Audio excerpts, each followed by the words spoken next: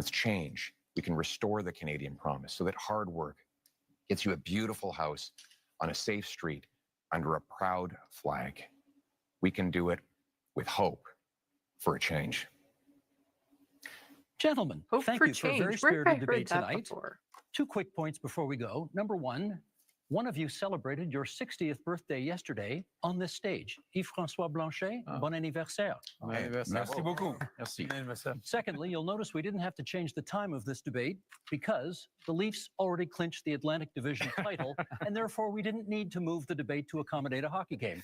I'm getting back at my colleague who was in this position last night, and okay, go Habs go, that's fine. With that, we're done. Thank you, leaders, for being here tonight. We are just 11 days from Election Day, April 20th. Okay, so do you guys just want to say a quick thing before we switch over to the power report? I will attempt to change screens and make it look decent. We can take like a good. I mean, Bam didn't get to. Bam's feeling extra Canadian and polite, so he wasn't really doing a lot of play-by-play interruptions. So I definitely want him to get his thoughts in. This is well within, world news that we do on Power Report, and I'm already streaming on both channels anyways. So we can take a good 10 or 15 minutes on this, give it a proper how we would do debates down south, I guess, for your audience. And we can take a good I think 10, 15 minutes to kind of give us a proper recap. But Sandee, because you were the resident Canadian on your show, Yes. I think you should give kind of a take of how that was, and then Bam, go ahead. As I'm directing your show. Yeah, as you're directing my show. I think the issue I have with debates these days is nothing said was going to change anyone's mind. So if you were going to vote conservative, you're still going to vote conservative. If you were going to vote liberal, you're going to vote liberal. And how, again, they shied away from talking about Gaza, which is a huge issue for a lot of people. They talked about climate, but they didn't really talk about solutions for climate. Just other than, we're going to make the energy we produce cleaner. It's so frustrating. Like the debate format for me. Clean phosphorus. Yeah. The debate format for me is somebody who's autistic would just drive me absolutely insane. Like I do like having a moderator, but like these quick answers, the 30 seconds, like we need to be having more nuanced conversations, detailed conversations. And this is one of the rare times where Canadians are actually paying attention to what the politicians are saying. Because normally they don't, like a lot more will tune into a debate than they will just a regular press conference. And I feel like none of them made a decent case other than Jugmeat about healthcare, which, I'm kind of biased towards because healthcare is a huge issue for me on my channel. But no minds were changed from this debate. And other than, Yves-François Blanchet making it really clear that as far as he's concerned, if you're a Quebecois, you are not Canadian. Yeah, apparently you're French. Honestly, Francophone. Right. I wonder if the black people in Quebec call themselves French. I doubt it. And I wonder if the French call the people in Quebec French. I doubt it. Depends. There's a large Haitian population in Quebec because of French. Yeah, I'm sure they call themselves Nation. But yeah, honestly, like I'm looking at it like who on the panel actually has a chance. I mean, I'm sure Mark Carney does, but like who are the other people that actually have a shot at winning? You see, that's a little when it comes to Yves-François Blanchet, he will never stand a chance of winning because the party only has seats within Quebec and maybe 2 or 3 outside in some French areas in Ontario and New Brunswick. So he will never be prime minister. That party will never be in the majority. However, they have been the official opposition before because Quebec has the second highest numbers of seats to Ontario based on population. But what's been happening with the NDP has been just so disappointing because they are a federal party candidates in all the ridings, and yet they're going to be lucky to maintain party status. As much as I would love the NDP to, win with a raging majority and stuff, they'll be lucky to maintain party status. And they've just been completely mismanaged over the past decade. Like Jack Layton had a good chance of getting the NDP into power, but he also did that by moving away from a lot of the socialist roots. Like he was just a very likable person, and considering you probably have no clue who I'm talking about, he was the leader of the NDP, but he passed away from cancer at a young age. So if he had had like one or two more terms, there's a good chance the NDP would have gotten into power in this country. Um, but The it's NDP just is empowered. The NDP is empowered in BC, right? provincially, yeah. But provincial NDP and federal NDP are two different parties. Mm. So even though, like, here we have the Conservatives in charge of Ontario, they've actually been outspoken against the Conservatives federally because of how they view the Conservatives as mismanaging their campaign and dropping so drastically in the polls that I don't care about. So they've actually called out their own party. So while there's often a lot of working together, they are very different parties with their own what's the word? Not agendas, but their own Maybe policies or yeah, there's a term for it. Run incentives, honestly, it sounds Yeah. like. They have their own, it's something like agenda, but that's not the word that I want. Somebody get it in the sandbox. Read my mind. Their own it bugs me when I can't remember those words. But yeah, and so the NDP, they stand no chance of winning as much as, yes, I would like them to win. So the race is between Mark Carney and Pierre Poilievre. How that's going to turn out, I have no idea because polls are silly and they don't do, they're just educated guesses. And we're in such bubbles here that of course we see it like, oh, Mark Carney is definitely in the lead, but we're not seeing things outside of our algorithms. So we have no idea realistically how well he's doing compared to just the general population. Because I've been seeing a fair bit of conservative signs out of my walks, even though this is a liberal stronghold. So it's something like platforms, Philip Blair, but not quite. I think it begins with an O. Objectives? No, it's Au revoir? No. gay. definitely gay. Yeah, that was Something- definitely the play of the game right there. It's something like principles. Oh my God, it's going to bug me so much because when I had a candidate on from the provincial election, she mentioned what it was. And it's really bugging me.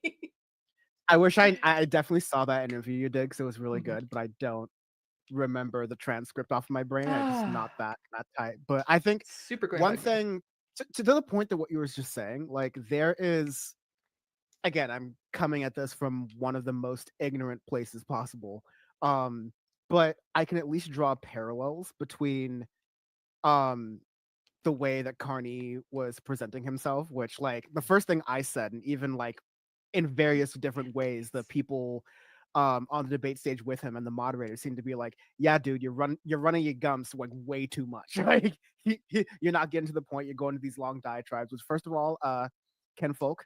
Second of all, like I really wonder how it's being received in the public. Like the big backlash that, it doesn't make a lot of sense. American voters don't make a lot of sense. But the big backlash against Kamala Harris was definitely in part a backlash to Biden and the Democratic Party more broadly, because unlike what you're kind of describing, to where Carney's willing to step to a little bit in different forms of policy than Trudeau, it still is very easy to paint the two together, and that's what you saw Poilievre, whatever, trying to do the same. Poilievre. Just call him PP. Yeah, like the the same sort of thing that he was doing relatively successfully at certain points, which was tying the two liberal Democrats together. It worked in the short term. Now, it's very, even for me, not following these polls carefully, it's very easy to see through Pierre's sort of like game of trying to be like, I'm going to be strong against Donald Trump. When you can tell like he's doing it very begrudgingly, you can definitely tell that a couple months ago he was like, a Cenk Uygur conservative, I guess, in Canada, going like, "Hey, well, I guess Trump's cooking down there. I guess he's got some points. Let's cook with that, right?" I promise Power Report's not going to be about that, but I, I just definitely see that this is a I see this dynamic, and it makes me very concerned because I'm not one to necessarily trust polling. I just want to like Mhm. get my head in the game and understand like how far down Jagmeet and the French nationalists were compared to the other two, and seeing that like I had messaged Sandee in a very depressed state shortly after the presidential election in America, either shortly before or shortly after, just taking a glance look at Canadian politics and being like, oh, the Conservatives are about to sweep in y'all's next election, huh? And I'm pretty sure, Sandee, you agree, not to put you on blast. Now it's a lot Mhm. closer because of a lot of the Trump stuff, and the anti-Trump stuff is a great foil for the Liberals.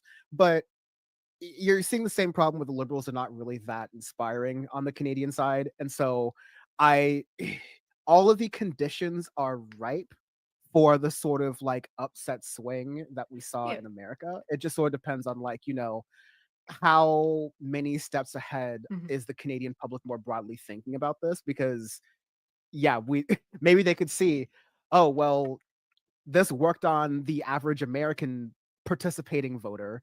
Maybe it doesn't work on the average Canadian voter, but I'm not very confident in that. And that's where I defer to Sandee Yeah. and your knowledge.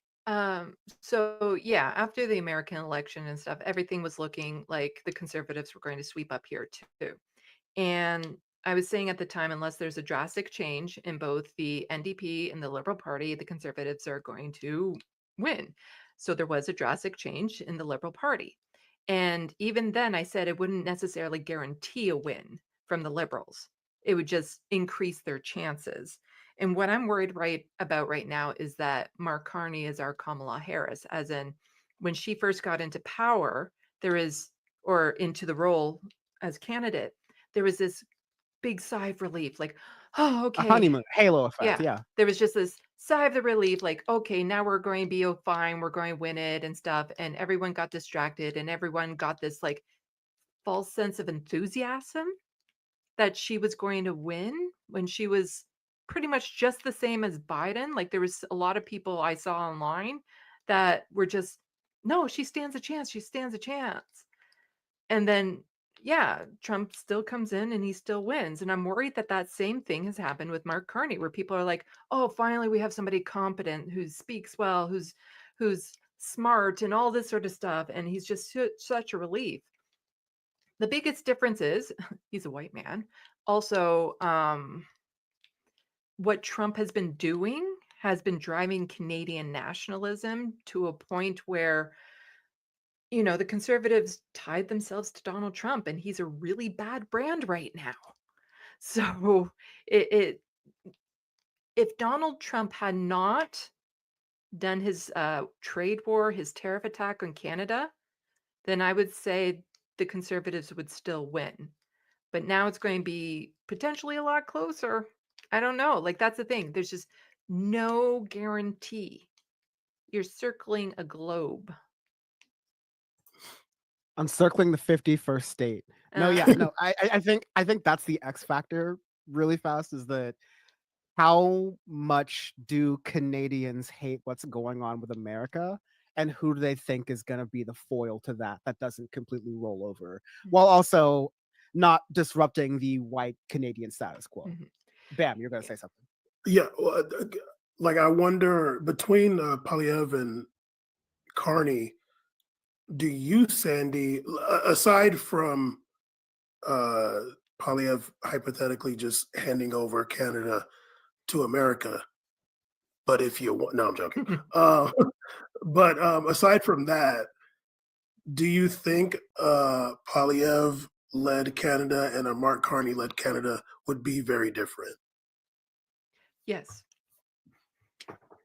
absolutely. I was mentioning it before, but with Mark Carney, like, because as I say, an election, it's what we do in between elections that really matter. Like right now, our choices are between Mark Carney and Pierre Poilievre, but the fight happens once the election is over, and we need to push the government to do what we need it to do.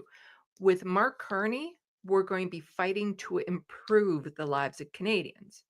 With Pierre Poilievre, we're going to be fighting to maintain our rights because he's looking to actively strip them away with the notwithstanding clause. It's going to start with bail reform, but as a lot of people say, it's like that's where he says it's going to start. But once you open up that door, you never know where it's going to end. And it's not just that. It's going to be, he wants to defund a lot of the programs. He wants to get rid of the CBC. He's probably going to get rid of that milk toast dental care and pharmacare that we got, the child care. He's going to fund social programs. Our health care is going to be massively privatized. So all these things that we want will be at threat if he gets into power. And so to all the people out there that keep on saying, well, the liberals offer me nothing, so I'm not going to go out and vote. I say bullshit to that. What they do offer is to, at least at the bare minimum, is to maintain the status quo. Whereas Pierre Poilievre will destroy it and make it a lot worse.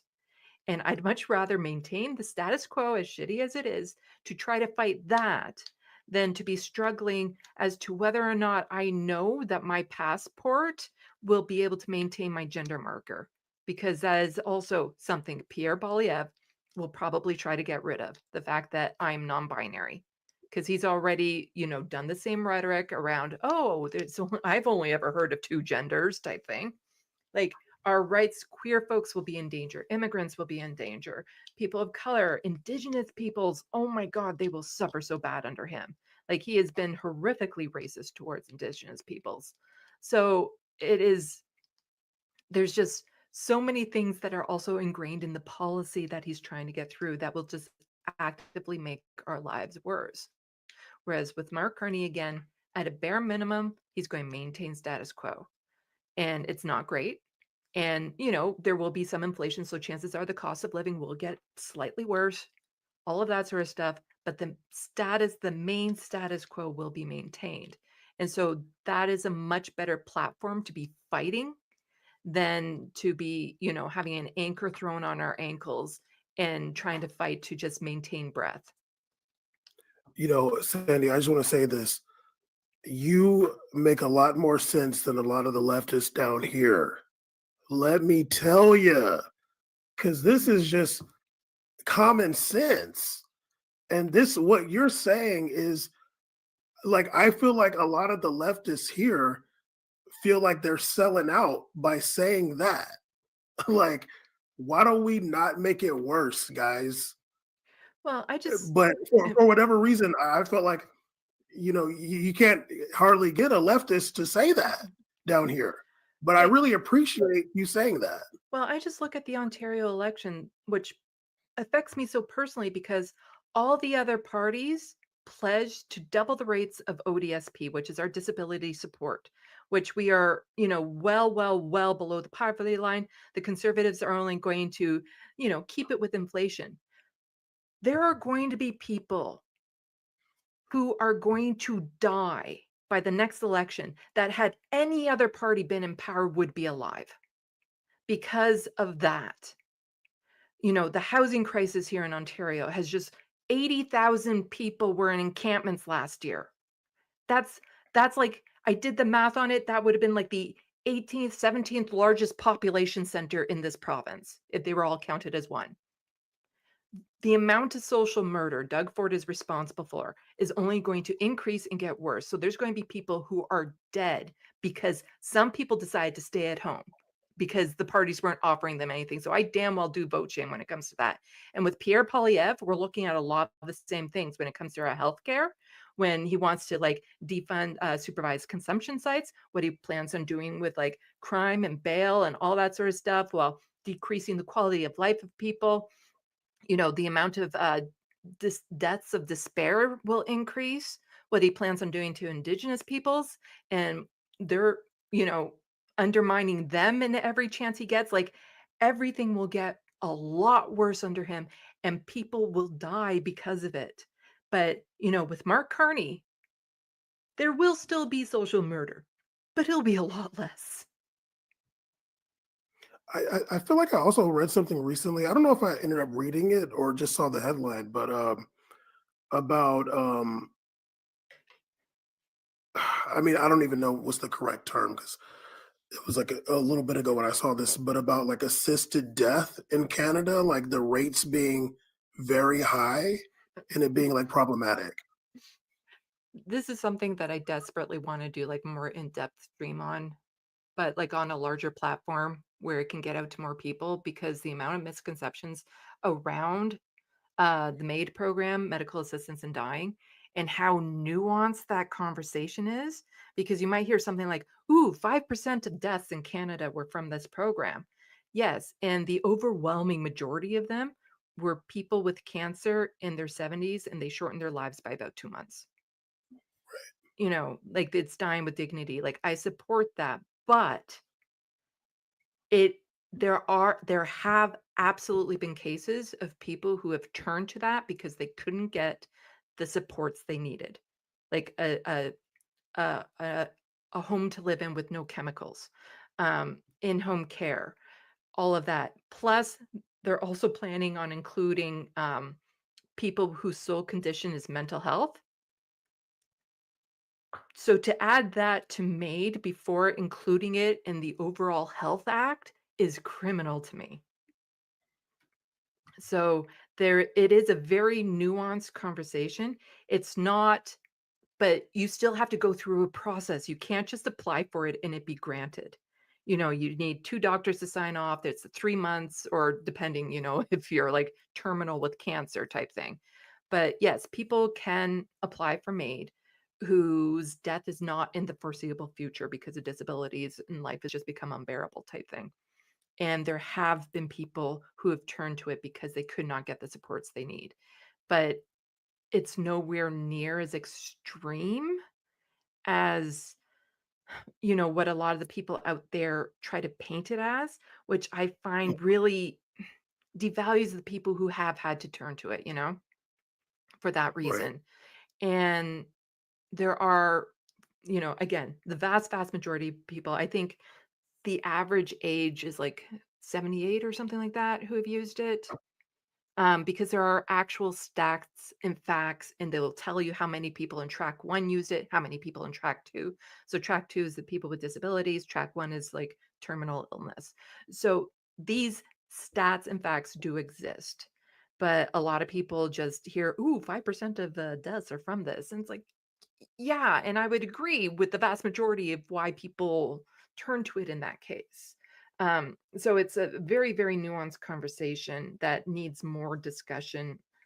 But then that also just goes into talking about disabilities in general and how that's never talked about, because nobody on that stage mentioned anything about disabilities and the Mm. struggles that people have with disabilities. It's always about like, oh, we're going to have all these trade jobs and we're going to help the workers and all that sort of stuff, but never how they're going to support people with disabilities with maybe higher health care costs. And the people with the least suffer the most.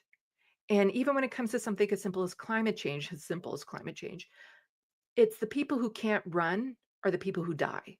When you look at a forest fire or a flood and things of that sort, or the people with low income who quite often disproportionately live with disabilities who can't afford the air conditioner that die in the heat dome. Hundreds of people died in BC under that heat dome. The vast majority of them, people with poverty and disabilities. Because if you have a disability that gets inflamed by the heat and you have nowhere to go, you're going to die.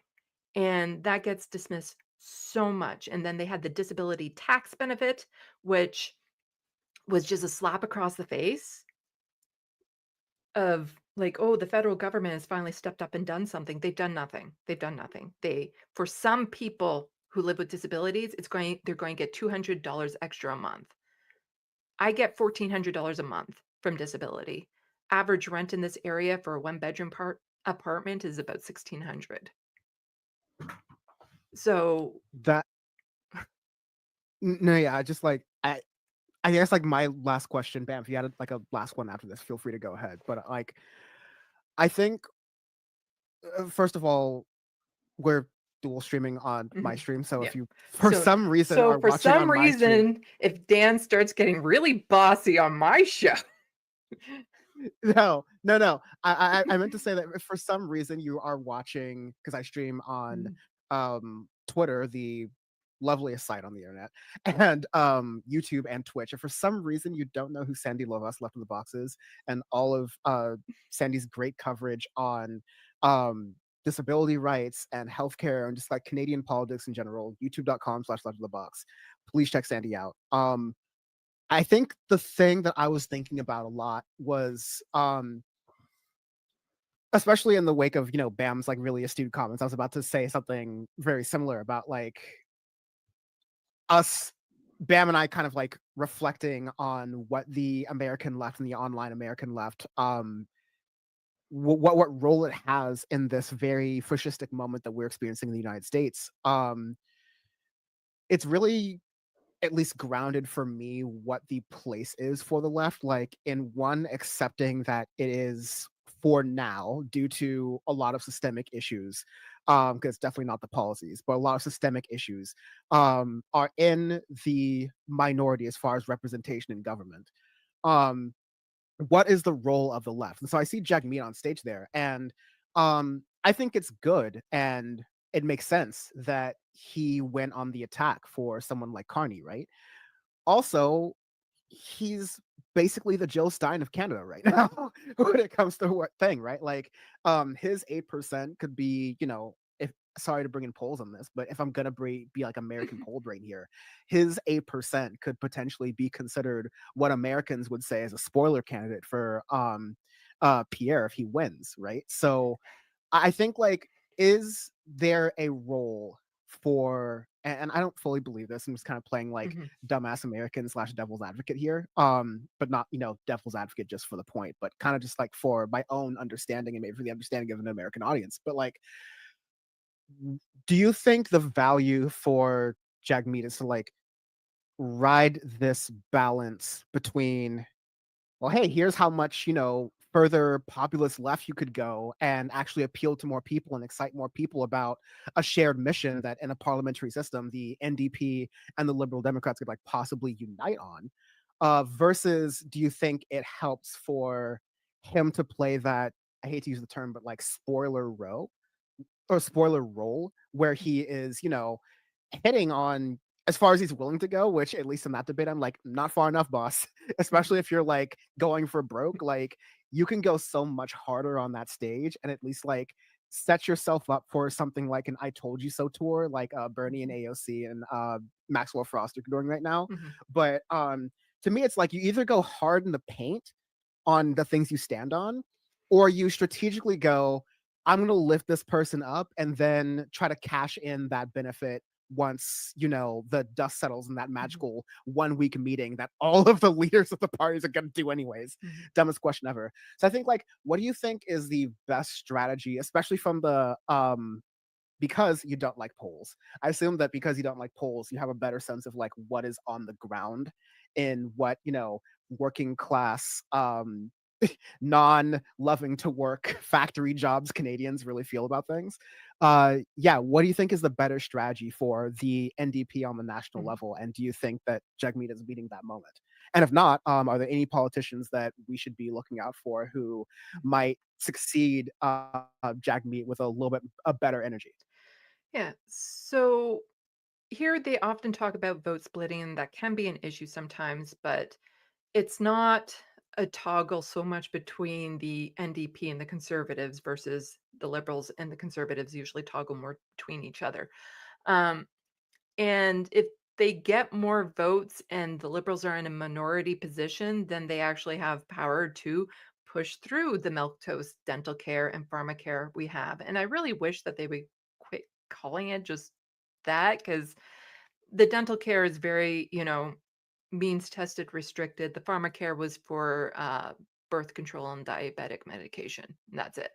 Um, so it was very, very limited. He his political instinct Jagmeet Singh's political instinct is shit. He has not been good. When he first came onto the stage, there was a lot of hope around him. He had an energy about him. I've met him. He's an amazing person. He definitely exudes that kind of like, yeah, I can see it. Like he's definitely a good leader and stuff. But in the past 5 years, I don't know, at least 4 years, everything he's been doing has just been a misstep. And right now, the NDP is what the Liberals claim to be. They're not pushing more towards that. Like they have a very socialist foundation when they were started by Tommy Douglas. Like it's a very socialist. You look at their mandates, that was the word I was looking for earlier. Very socialist in nature. And Jagmeet is going so far from that. And in fact, he's even mimicking policies from the conservatives at times. And he's not going anywhere near far enough to energize people. Like we don't have that AOC or that Bernie Sanders here right now. After this election is done, they'll be lucky to maintain party status. He needs to step down. He should have stepped down before. He is not the person to meet the moment. And it's not just him, but it's the whole upper management of the NDP have to go. Because what they do is they block out people who are more progressive, who are more socialist in nature from even being able to run for the party. Because you have to go through a vetting process. You can't just run on a ticket as an NDP. You have to actually get approved by them. And so they make sure that the people like me, who have the tendency to speak their mind and have a sense of humor, which is a strike against you, don't get to represent the NDP. And so as they start filtering out the more radical, the more progressive people to have, more liberal light candidates, they parachute candidates in to certain ridings. I can speak from my experience with this, so they're really driving the NDP to be something that that the base doesn't want, but they override their base. And then even if you look at the convention and people are like, well, at the convention, they chose this and this and this. Well, at the convention, the only people who go to the convention are the people who can afford to go to the convention, to travel there, to get the hotel room, to get the ticket price in, which means that there's in there a focused group of people within the NDP that are making all the rules for people as opposed to the base as a whole. So Very it's not big, not to cut you off, I just want to uh, say very big parallels between that and both the state Democratic parties and the national Democratic Party. So I just want to like flag that for the yeah. American folks watching. Yeah, so it's not just Jagmeet that needs to step down, it's the entire upper management of the party. The people who do the vetting and stuff, all of them need to go. And there are people within the NDP who kind of squeaked in and then showed to be a little bit more progressive. So they somehow got through the vetting without letting it reveal too much that they believe that Palestinians are humans. Um, or that they were more activist based. And so there are a few people in the NDP. So you have Nikki Ashton, Matthew Green, and Leah Gazan, I think would make fantastic leaders for the party.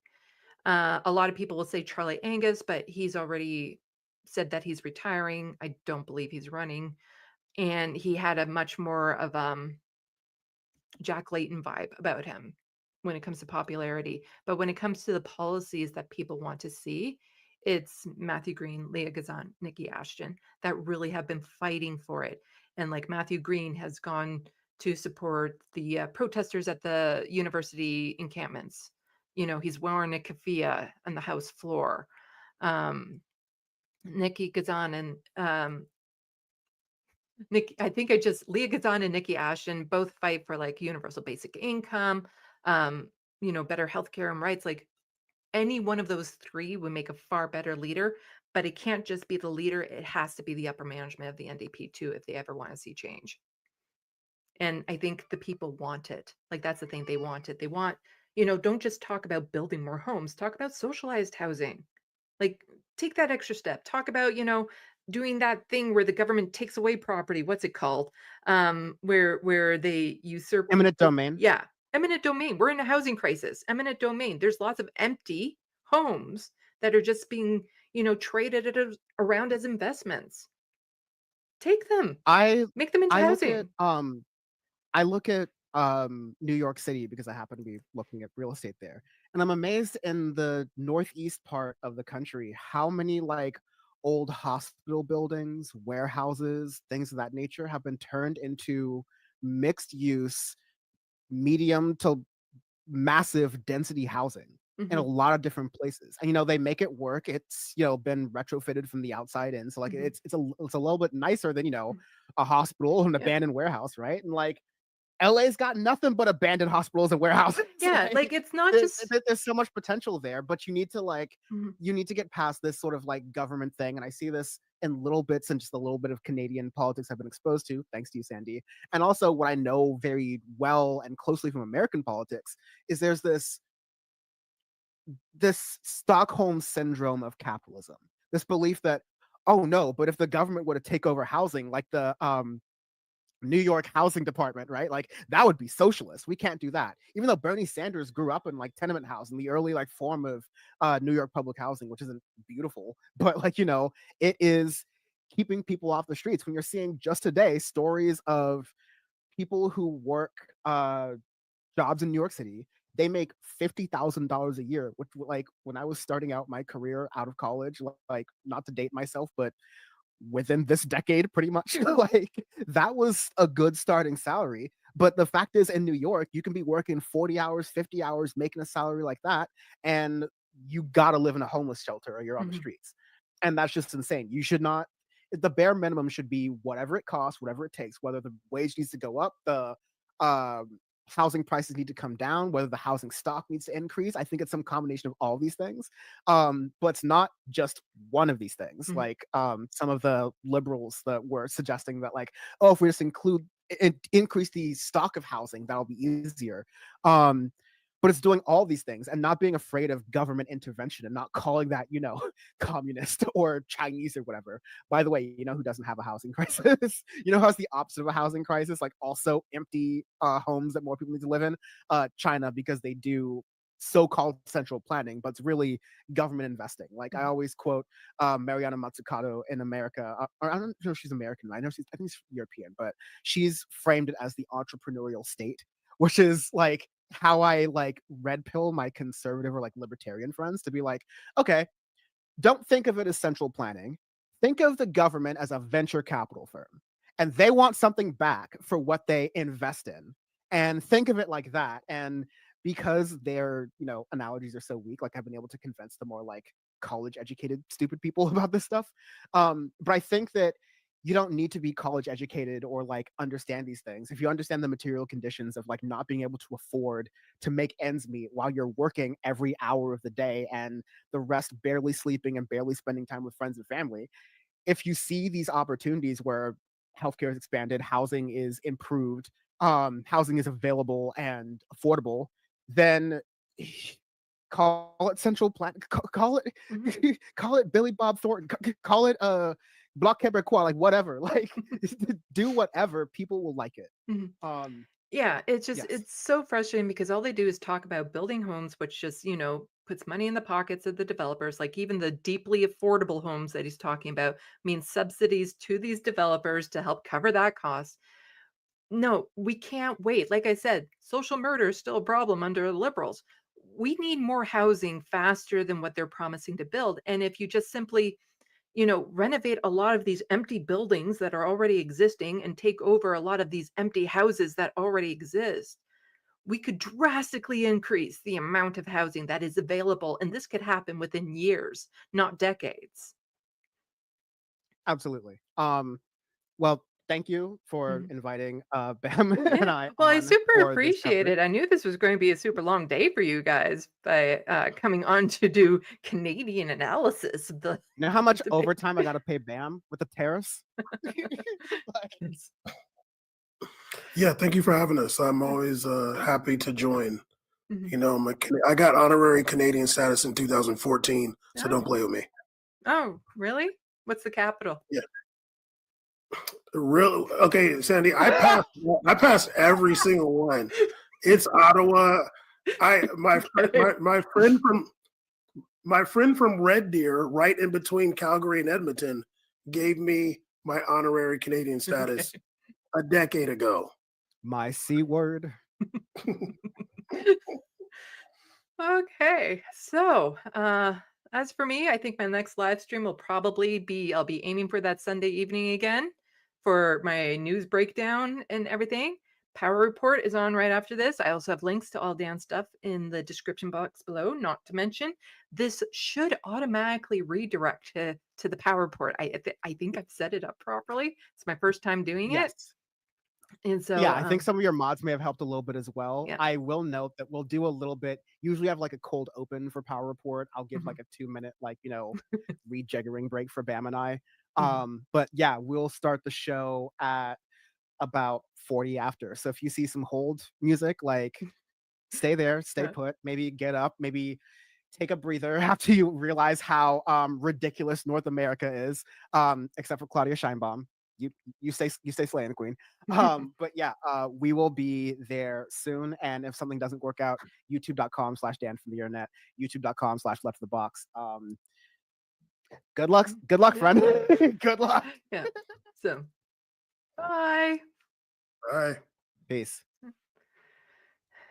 And as I say to all those who are in the sandbox right now, salut, à la prochaine. Thank you for watching and stay tuned. I'm Sandee, wishing your tomorrow is better than your today. And thank you to everyone who's tuned in, to the mods, to the people who give the super chats, to the people who've joined my channel, to everyone for just, caring enough to want to get informed in politics, whether it be Canadian or American, because it's very closely tied together. So everyone tune into the Power Report. This should redirect you over there automatically. And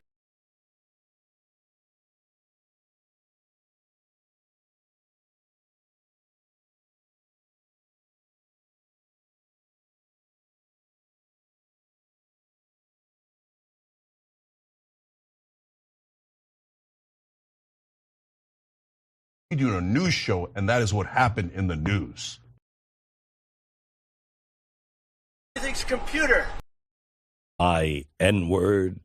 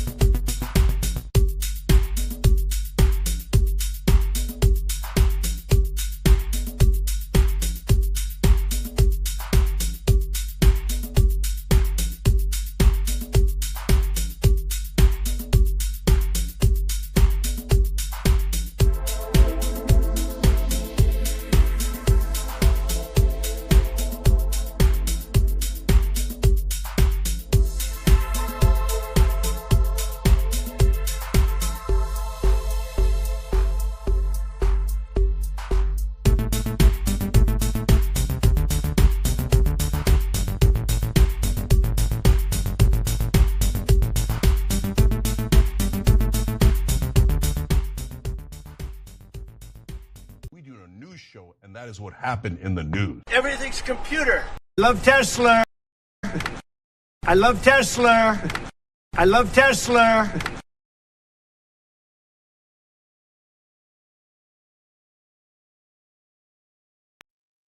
Okay.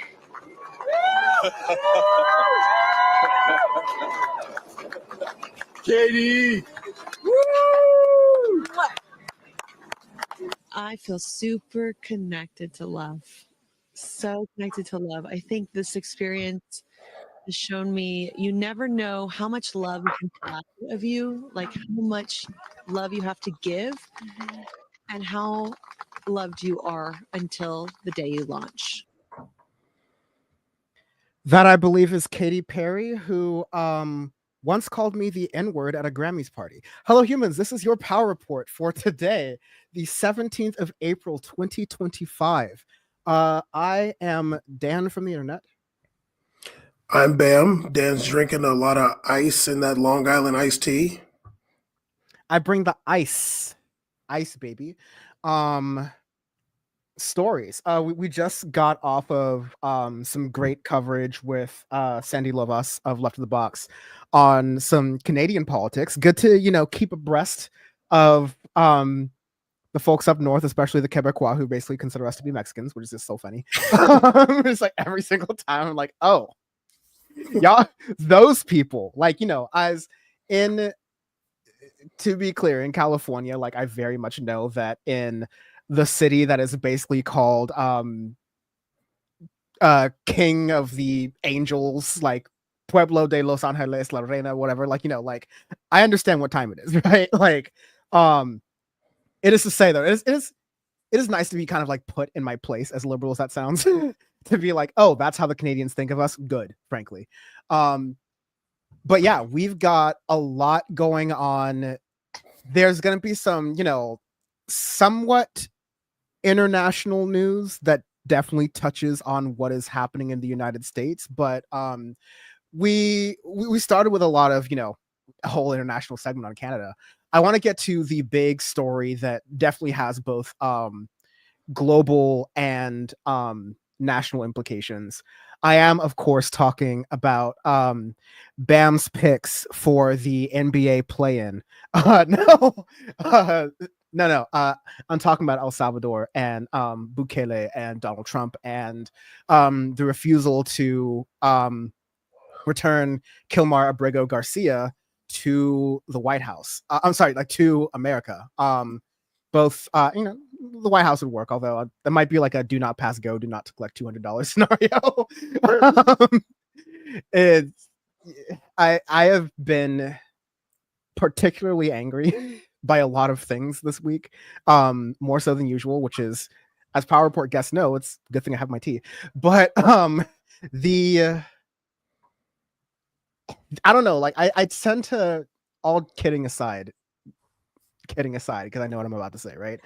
I honestly, in my day-to-day, I know people read the news and they'll feel some type of way. I have a thick skin about it because I covered Trump in the first administration.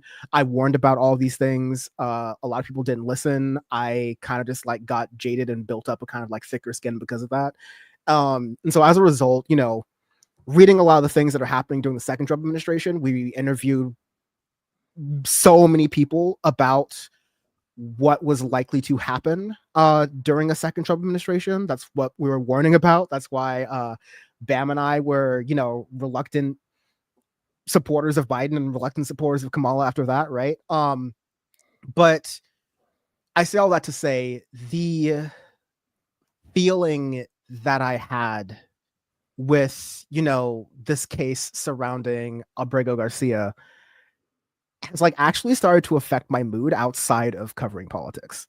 I don't know. I've said a lot there. I want to play this clip of Nayib Bukele's response to why he won't return Abrego Garcia, and then I want Bam to go ahead and pop off here. But yeah, that's just kind of where I'm coming to this story of even more than usual stuff.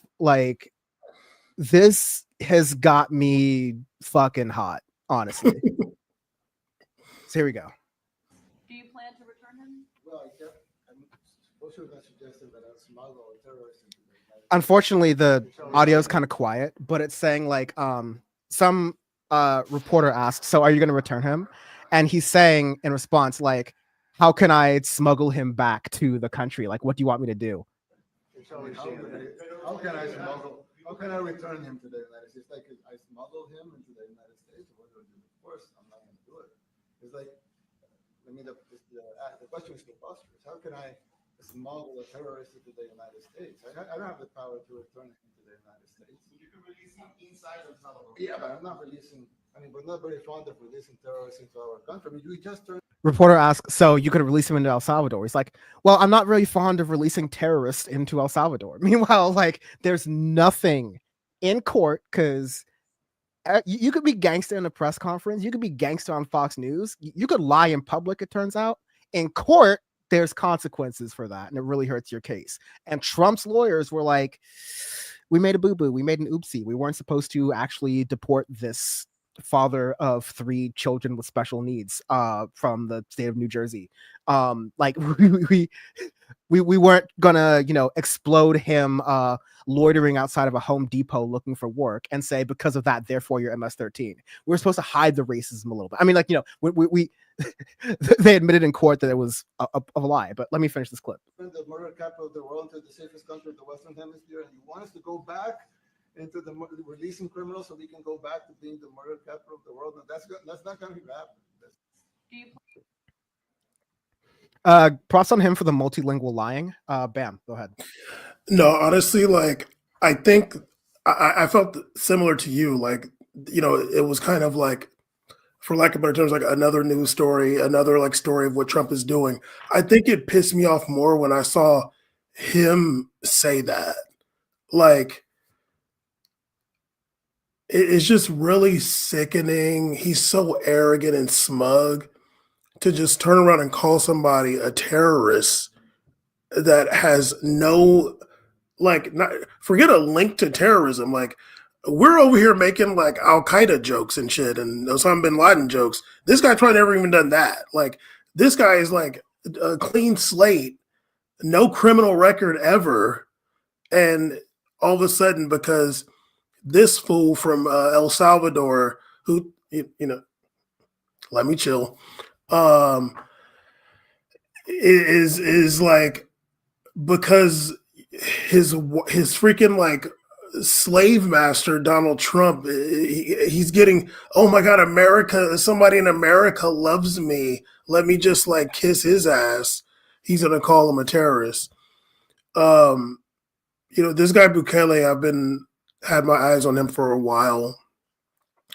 We've all heard about him calling himself a dictator and the world's coolest dictator and stuff like that. We know about what's going on in El Salvador with just the arbitrary arrest of, you're a gang member, you're a terrorist. You have tattoos, you're a terrorist. Well, yeah, you're a journalist who happens to be reporting on the things that go against what Bukele's narrative is, you're a terrorist. Go to right. Right. And I was actually talking to Caesar about this other day. It's really interesting. Like, whenever they only show this big mega prison in like in some like press conference or something like that, or just like propaganda videos, because like prisons don't operate like that, where they're just, he makes it seem like they're always just, with their hands behind their back, like leaning into the freaking wall. Like, you don't get any kind of insight to what's really going on in this like mega prison. But I'll just say it like this about Bukele himself, who is Palestinian. A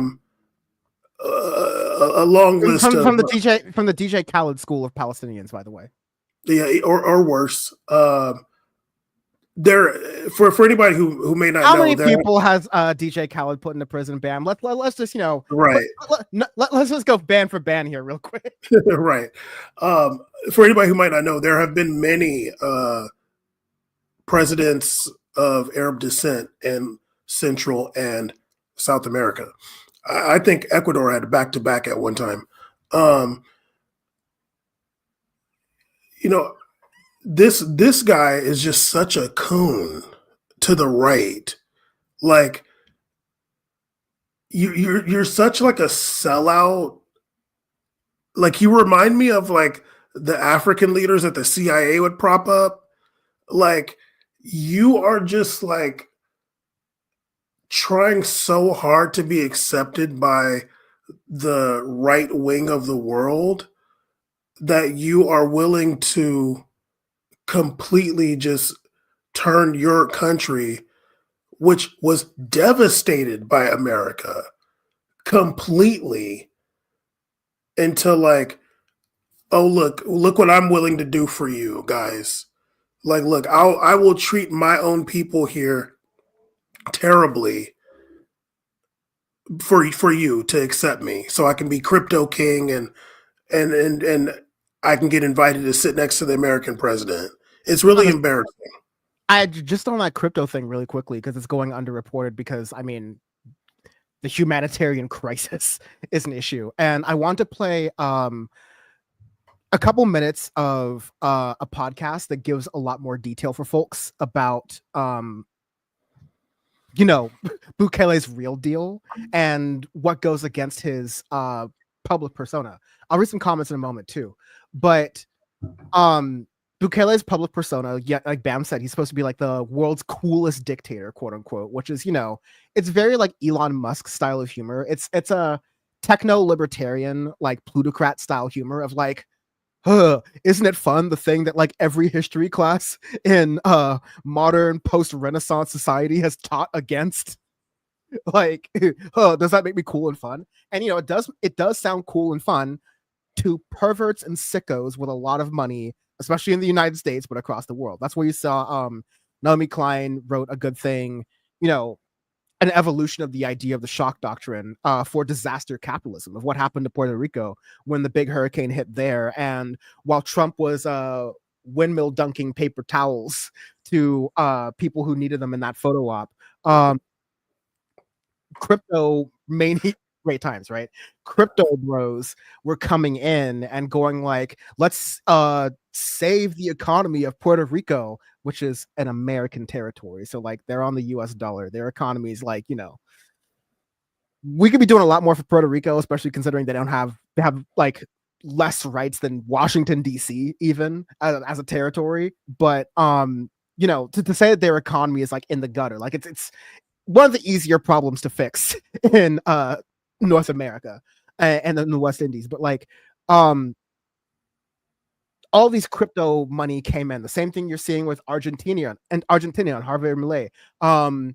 The crypto bros come in and pump in their capital with all these different promises of like, oh yeah, if you just do what if you do what our boys want you to do and do this austerity government where you cut government spending and programs that people pay into and pay taxes into, and social safety nets that exist in all these different Central and South American countries, then we'll inject you with a bunch of crypto money. We'll bring all of our question mark speculative wealth to your country, and soon enough, after a little bit of economic pain, if that sounds familiar, your people will be flourishing. It'll be victorious, right? And it failed in Puerto Rico. It failed in Argentina. It failed in El Salvador. Like, and again, like the crypto bros will say, well, they kept voting in Bukele anyway. So, must be doing something right. And like, we voted in Trump. Is America doing something right? Like, there's so much deeper in politics that every crypto person believes that politics is beneath them. I'm like, okay, Playboy, keep driving your douche triangle into the wall. This is... There's so much to be said to break apart the Grand Prix still happening. There's so much to be said to break off the sort of mystical image that Bukele has made of himself. That I'll let you get a word in edgewise. I'm just saying like the mystical image. Like you can't have an image. You're okay. You know what? That's not right. I'll be nice. That was gonna be a little racist. I'll chill. Damn. Well, yeah. So this is from the Reveal podcast, from Mother Jones.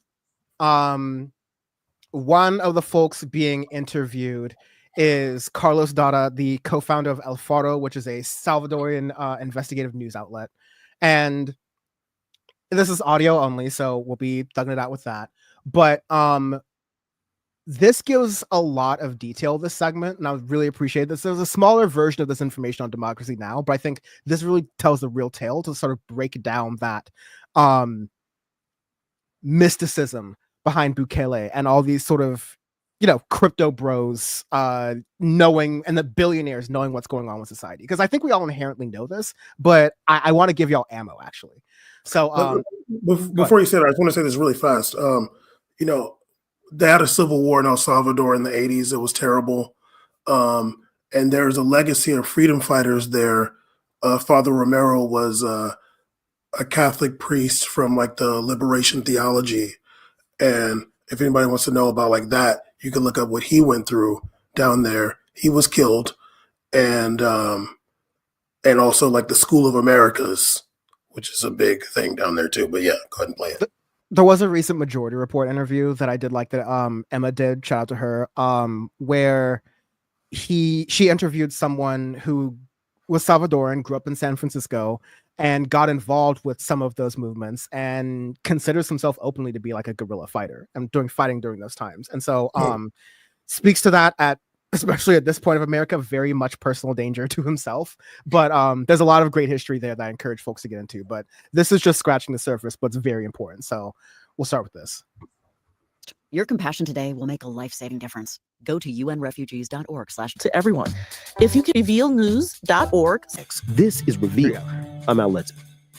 About 6 weeks before the Trump administration sent hundreds of migrants to El Salvador, Secretary of State Marco Rubio was in the country to sign a deal that opened the way for those deportations. The president, in an act of extraordinary friendship, has agreed to the most unprecedented and extraordinary migratory agreement anywhere in the world.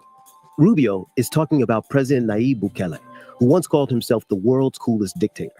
Under the agreement, the Trump administration is paying El Salvador at least $6 million to lock up deportees. And it leaves open the possibility that U.S. citizens could also be imprisoned in El Salvador. But there's a lot more to the deal than meets the eye.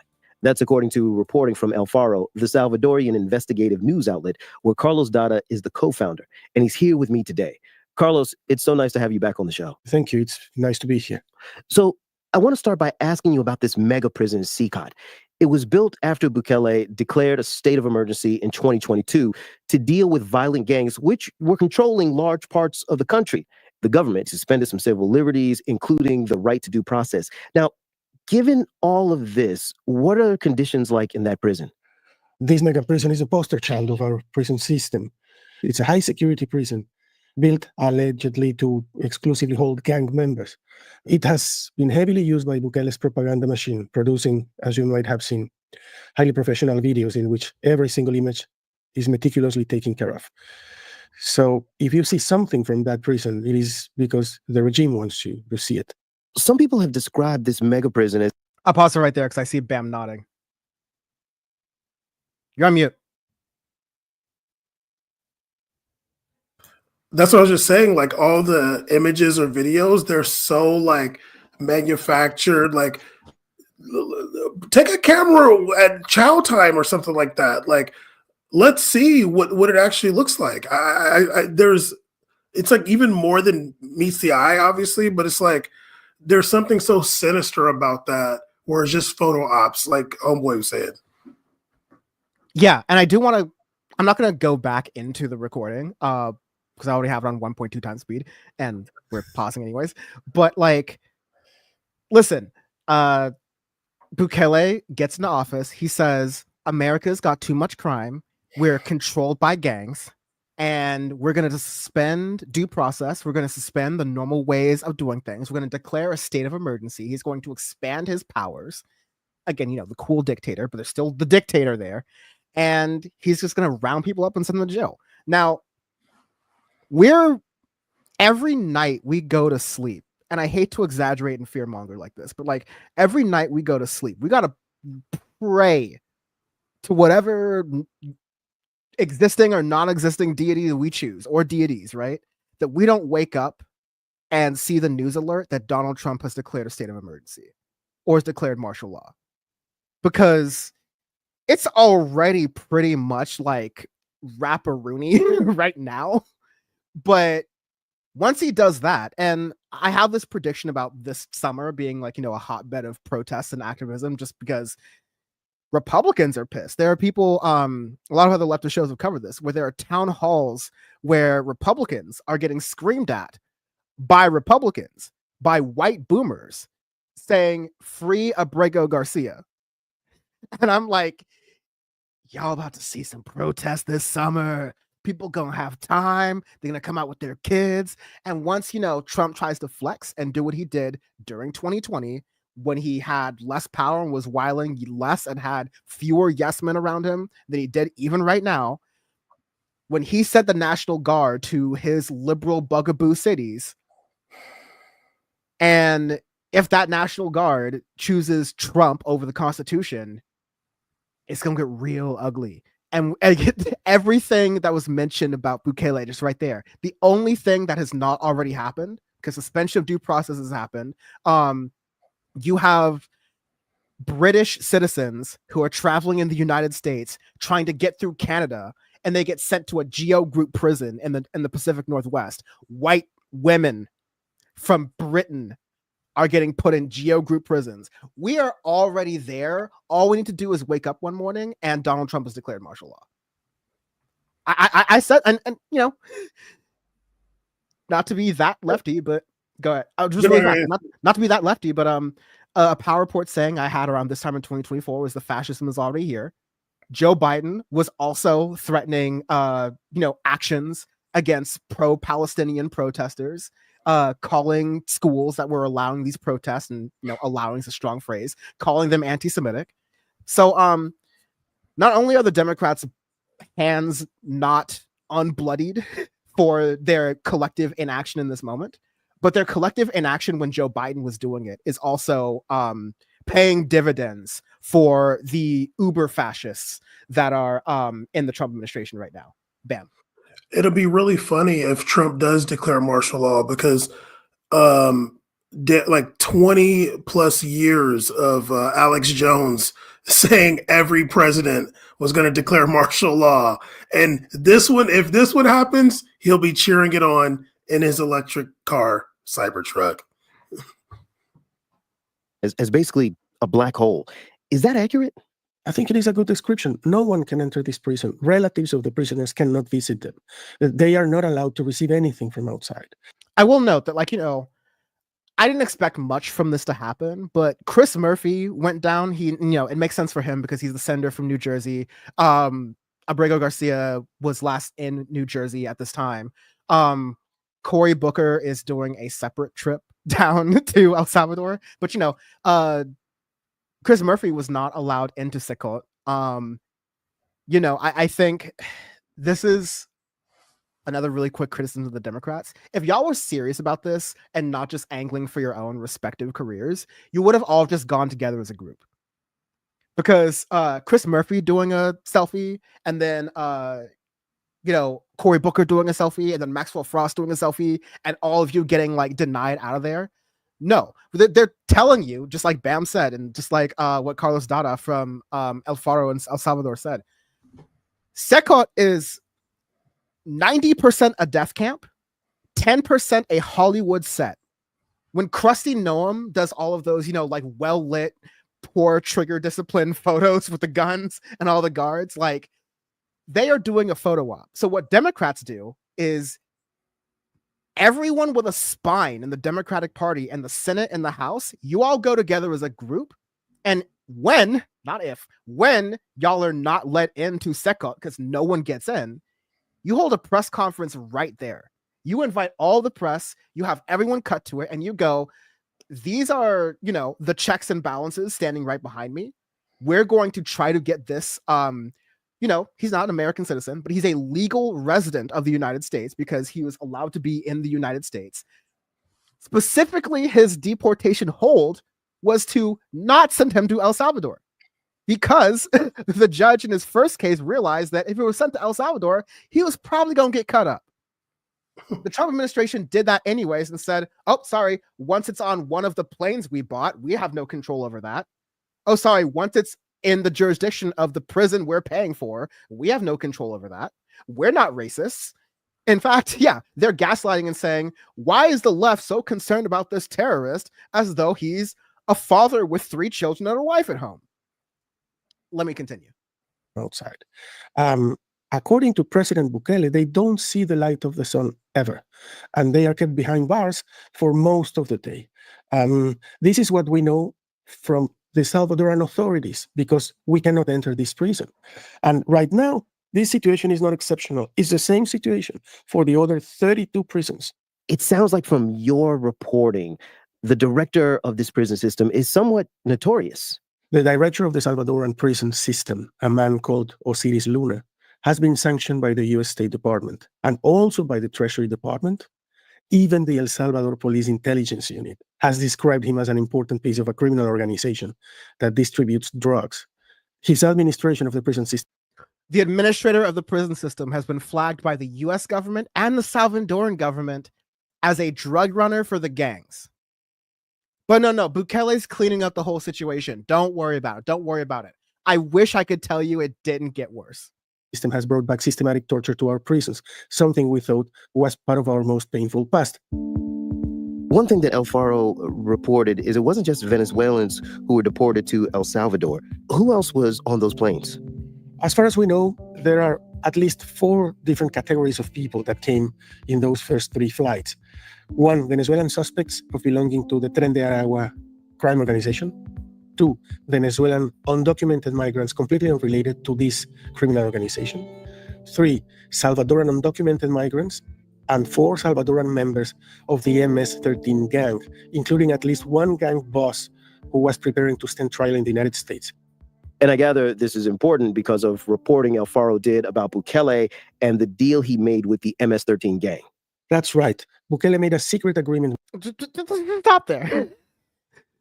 Let me repeat that phrase. The deal Bukele made with the MS-13 gang. Oh no, he's cleaning up the streets. He's doing a hard line against the I'm gonna run that back 15 seconds. Boss who was preparing to stand trial in the United States.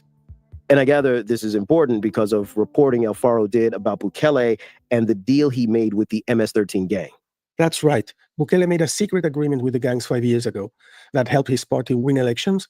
In exchange, Mr. Bukele freed some of the gang bosses, including a few required by the United States for extradition. Some of those freed by Bukele were recaptured in Mexico and sent to the United States, where they are expected to disclose all the details of their pacts with the Bukele administration. We also know that when Mr. Bukele offered Secretary Rubio to receive deportees and criminals, he also demanded that the gang bosses were also sent back to El Salvador, and at least one of them was sent to El Salvador in those first flights. Carlos, as I understand it, I got so much to say about that, but Bam, please. You're on mute again. I was just going to say really quickly, like, you know, the big thing about the gangs in El Salvador was like they were extorting businesses and things like that. And now I'm just like, well, now it's just, if they're not there, which I'm sure they still are to some extent, but now it's just going to be the police extorting those businesses now. Like, it's not like things are going to get better for real. Like, Bukele doesn't care about the people. He's just going to have the businesses, the police do it, or his military or whoever. I mean, again, similar to America. If you're not getting extorted by a street gang, you're getting extorted by the police, or you're getting extorted by capitalists. Like, it's just who's gonna get they nut, honestly. Right. But no, there's so much there. So like Marco Rubio, previous bottom bitch to Donald Trump, now Secretary of State Marco Rubio, the person who personally gets to sign all the deportation orders for legal immigrants to the United States just because they have a Z at the end of their name, or because they protested to end the genocide in Gaza. Marco, a deal that Bukele made says, okay, we'll house your prisoners at CCOT. We'll look the other way. But that power to free prisoners either within my own country or in other countries that I say that I can't do while I'm playing lapdog to Donald Trump in front of the cameras, I'm going to demand that you release some good, hardworking Salvadorans back to El Salvador so they can come back to their families. Oh, wait, they're like the heads and like, kingpins and big leaders in MS-13. Oops. So again, anytime one of those crypto bros comes at you and they're like, the people of El Salvador love him. Yeah, he's a dictator, but he's locking up all the criminals. Wait, what? Even with that, it's like, yeah, of course there are going to be people that like him. Like, the dude won the presidency. Like, of course there's people that support him, but it doesn't mean that he is like doing everything the right way. Like, shitty people get elected all the time, And America. And I will say this too, like, whatever like games he's playing, like with the gangs and with the police or the military, whatever, that shit is gonna backfire. Like, it's literally just gonna backfire. Either somebody in his circle is gonna double cross him, or it will end bad for him. Like, when you're playing those games at that level and you're personalizing it, like you're making it all about you, like, you're not protected by like a gang of bureaucracy, like people in like the criminal politicians in America or France or whoever. It's how the head of the military feels about you that day, honestly. Literally. Right. Now, I don't know how much of a military El Salvador has, but there's somebody with the guns there. And if you like the way he's personalizing everything, it's like, dude, that shit is going to backfire, dude. You're playing a dirty game in a place that is like in a political system that offers you no protection. So good luck, buddy. Yeah. Reading some things in chat really quickly. Pinkerbell, I'm so relieved he's alive. I mean, I got no confirmation about that. There's confirmation he's alive. Okay, good. Because I hadn't known that news. I'm very happy about that because there are one thing I mentioned, I think, a little bit in Sandee's stream, kind of like relating to the prison industrial complex that is now international, right? But a lot of these gangs, most of these gangs, Tren de Agua, as the conservatives call it. MS-13, they model themselves and were, often formed and, enriched as prison gangs in the United States, because we don't have a rehabilitation program in any country, but especially not the United States. We have a torture program and, look the other way, corrupt warrens, get in where you fit in kind of place. And who thrives in that? Gangs. And who's able to get, go ahead. No. I was going to say, who gets the power to be able to work the corrupt parts of that system and to be able to exercise power, whether they're inside of bars or outside of bars or on one side of the border or one side of the other? Gangs. And you want to know who like invents that and perfects that with, I don't know, weapons and drugs that, weapons that fall out of the sky and demand for drugs that, I don't know what exists. I'm of course referencing America in both cases, right? Like, it's just a perfect storm for chaos. And so when you send people to this, SecOp, this supposed terrorist camp, which people on TikTok, people on Google Maps who have been analyzing satellite imagery of SecOp from when it was built to how it looks now, have noticed that there are some red looking pits that are blurry because of satellite imagery, but there's a lot of speculation that because SecOp was built by a manufacturer that, like a building company that specializes in building pet hospitals and pet cemeteries, that they're using the same tactics to just like, okay, well, this person died on the yard today, whatever, throw them in the pit. And there's it's unconfirmed, but you do know that these conditions happen in American prisons. SecOp is like, even worse as far as how closely people are packed together, how many people are in there, the complete disregard for life. The common saying in El Salvador is that the only way you get out of Secot is in a coffin. Right. So it is, and we've heard from Alfaro and other publications that a lot of journalists, a lot of people who are trying to uncover the truth about these things. El Salvador and Bukele is no better than Netanyahu when it comes to killing journalists and killing whistleblowers who are speaking truth to the actual regime and what they're doing. Right. Going back to what you were saying about the gangs, like performing in prison. Continue. I'll be right back. No. However progressive, California looks like, or people think it is, California has one of the worst prison systems in the country, if not the worst in a lot of ways. The wardens and the guards, they foster like the power of the different gangs within the prison. The gang, the prisons here here in California are highly segregated. Not even say highly, like they are segregated. And they like to say, well, that's how the prisoners want it. It's like, no, like that's how the guards and the wardens and the people in charge want it, so they can be able to do their own illegal enterprises within the prison ecosystem. Because there's a lot of money to be made in kind of the prison black market, and obviously California being such a big country, a big state with so many people, there's separationist bam. There's so much black market money that the people in charge foster this gang membership. They're learning how to be better criminals within prison, the actual opposite of rehabilitation. That's the opposite of rehabilitation.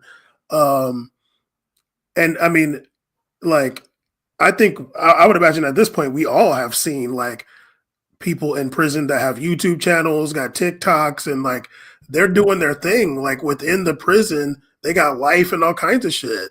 And it's yeah.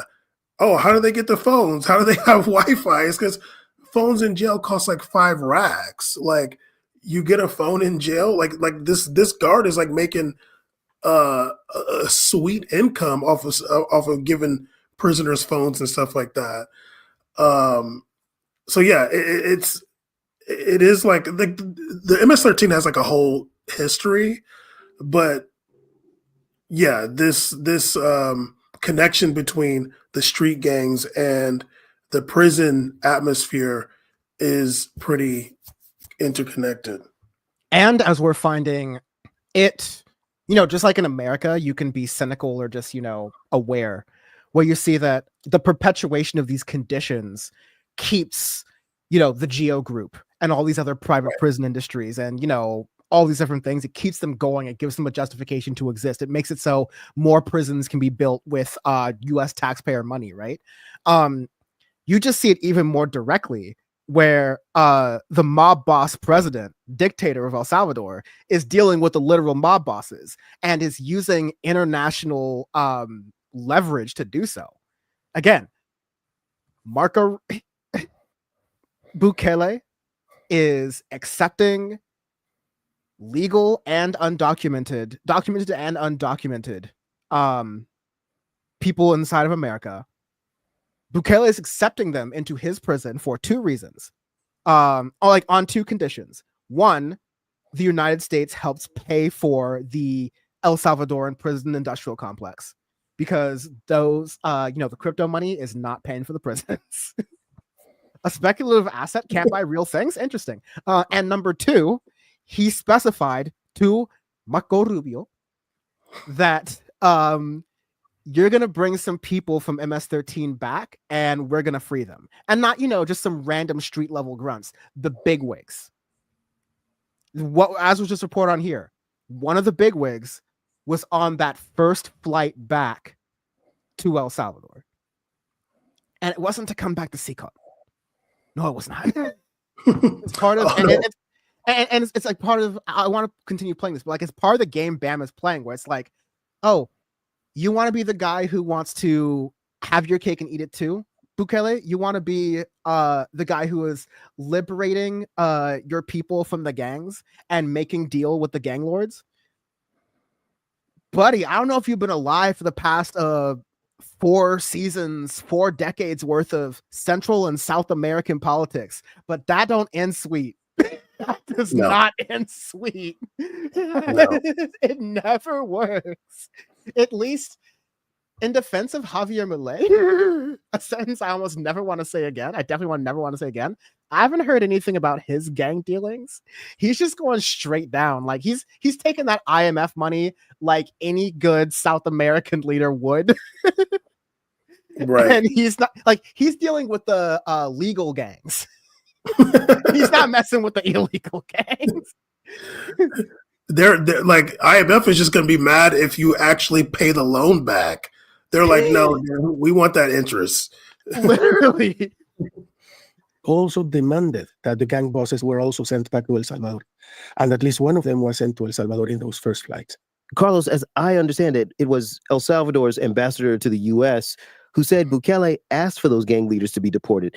I guess the idea here is that if you put them in a jail in El Salvador, then they can't tell their secrets? That's what we think. As you know, MS-13 is considered a terrorist organization in the United States.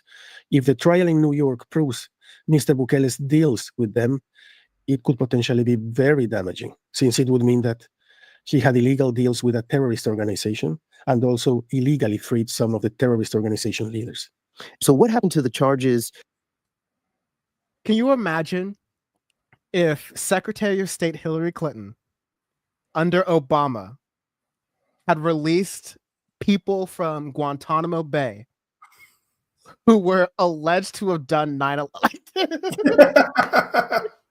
Dude, I hate like it's one of the most laziest things to do as a left of center pundit, to do the imagine if Obama or imagine if Bill Clinton thing. But like, what the fuck, man? She's like, going back to Pakistan. Hurry up. The Toyota, the keys are already in the Hilux. Just do it. Just do it. Yeah. The 50 cows loaded. Go for it. That the U.S. had against them. We only know of one because we saw him in the images of the deportees that arrived to El Salvador. In this specific case of this one single person, we found documentation where the Justice Department instructs the attorney assigned to the case to ask the judge to dismiss the charges against this gang leader in order for him to be deported. Let me ask you a question, just pulling away from the prison a little bit. Yeah. The Trump administration has praised Bukele for slashing crime in El Salvador, and yet just 2 years ago, the State Department cited reports of arbitrary killings, forced disappearances, and torture. Is the Trump administration ignoring this evidence, or is there something in Bukele's harsh policies that they connect with? I can't answer that. I think you know much more about the nature of Mr. Trump's administration. What I can say is that Mr. Bukele has been very successful in grabbing power and still keep his high popularity. He still enjoys, after almost 6 years in power, a popularity that comes around 75%, depending on the polls. So that makes him a very attractive person for all the people in these extreme rightist movements all over the world. So for your typical Salvadorian, life is better because of the moves that he's made. Mr. Bukele has effectively taken the gangs out of the communities of Salvadoran people and lowered the murder rate in the country. So life is apparently better, but we know how, in exchange for this so-called security, one person or one group of people is grabbing power, dismantling democracy, and there's no more accountability. There's no more checks and balances. There's a lot of violence still in El Salvador, but now it's being inflicted by the authorities. Police and the army now can make arrests without a judge's order and hold anyone in prison almost indefinitely. 70,000. And we know cops. It's like, hey, yo, that guy over there, I think he's sleeping with my wife. Let's get him. Or, you know, that person over there is my wife. Let's get him. Right. Yeah. Yeah. Whenever you have a police state like that and these arbitrary reasons for people to get arrested, 100% people use personal vendettas to get people arrested. We just saw that in Russia. We see that in the United States like all the time. Shout out to the Cops KAWPS podcast, which has been a delightful and horrifying torrent of all these corrupt cop stories just in the United States. So you don't have to go to Russia. Although you're right, yes. Yeah. No, I mean it's of course that's going to happen, and of course, like he said, the gang violence is virtually disappeared, but there's an even worse gang that's taken over, and that's the police force. And also, you're gonna get some of these people that are like, well, I'm gonna join the cops and get, you know what I mean? Like, I'm about to be a cop and freaking do whatever like dastardly shit I want now because they can get away with everything. Yeah, how many people were like about to join MS-13 and they're like, wait, no, I'm gonna flip this. like, wait, I could just be legal MS-13? Right. Like the MS-13 got too much accountability, dude. Like, let me just be a cop. Because like at the end of the day, like these are economic conditions.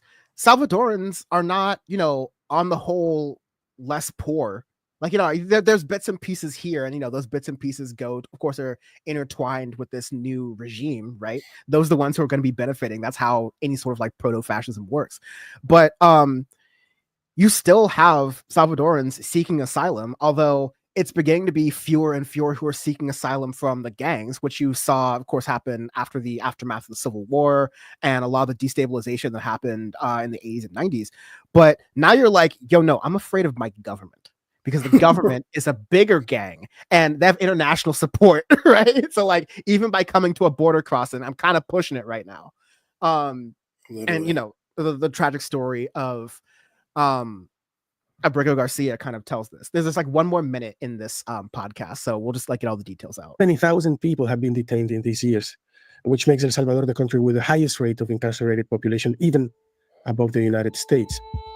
I don't know of any experience when only through repression you really cancel a violence that has grown out of a society that is not functioning.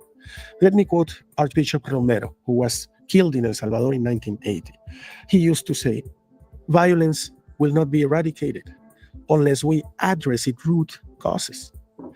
And we have to know that gangs are just the most radical, the most horrible, and the most violent expression of a dysfunctional society.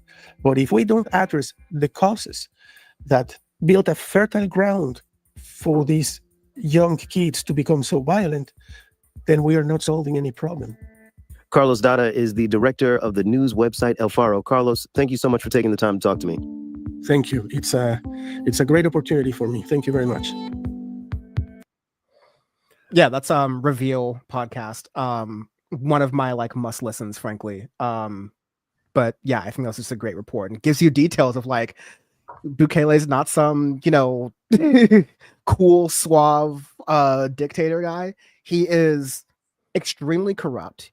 He is in lockstep with the gangs that he claims to be fighting against. He's talking out of both mouths at the same time. If anything, he's a perfect, little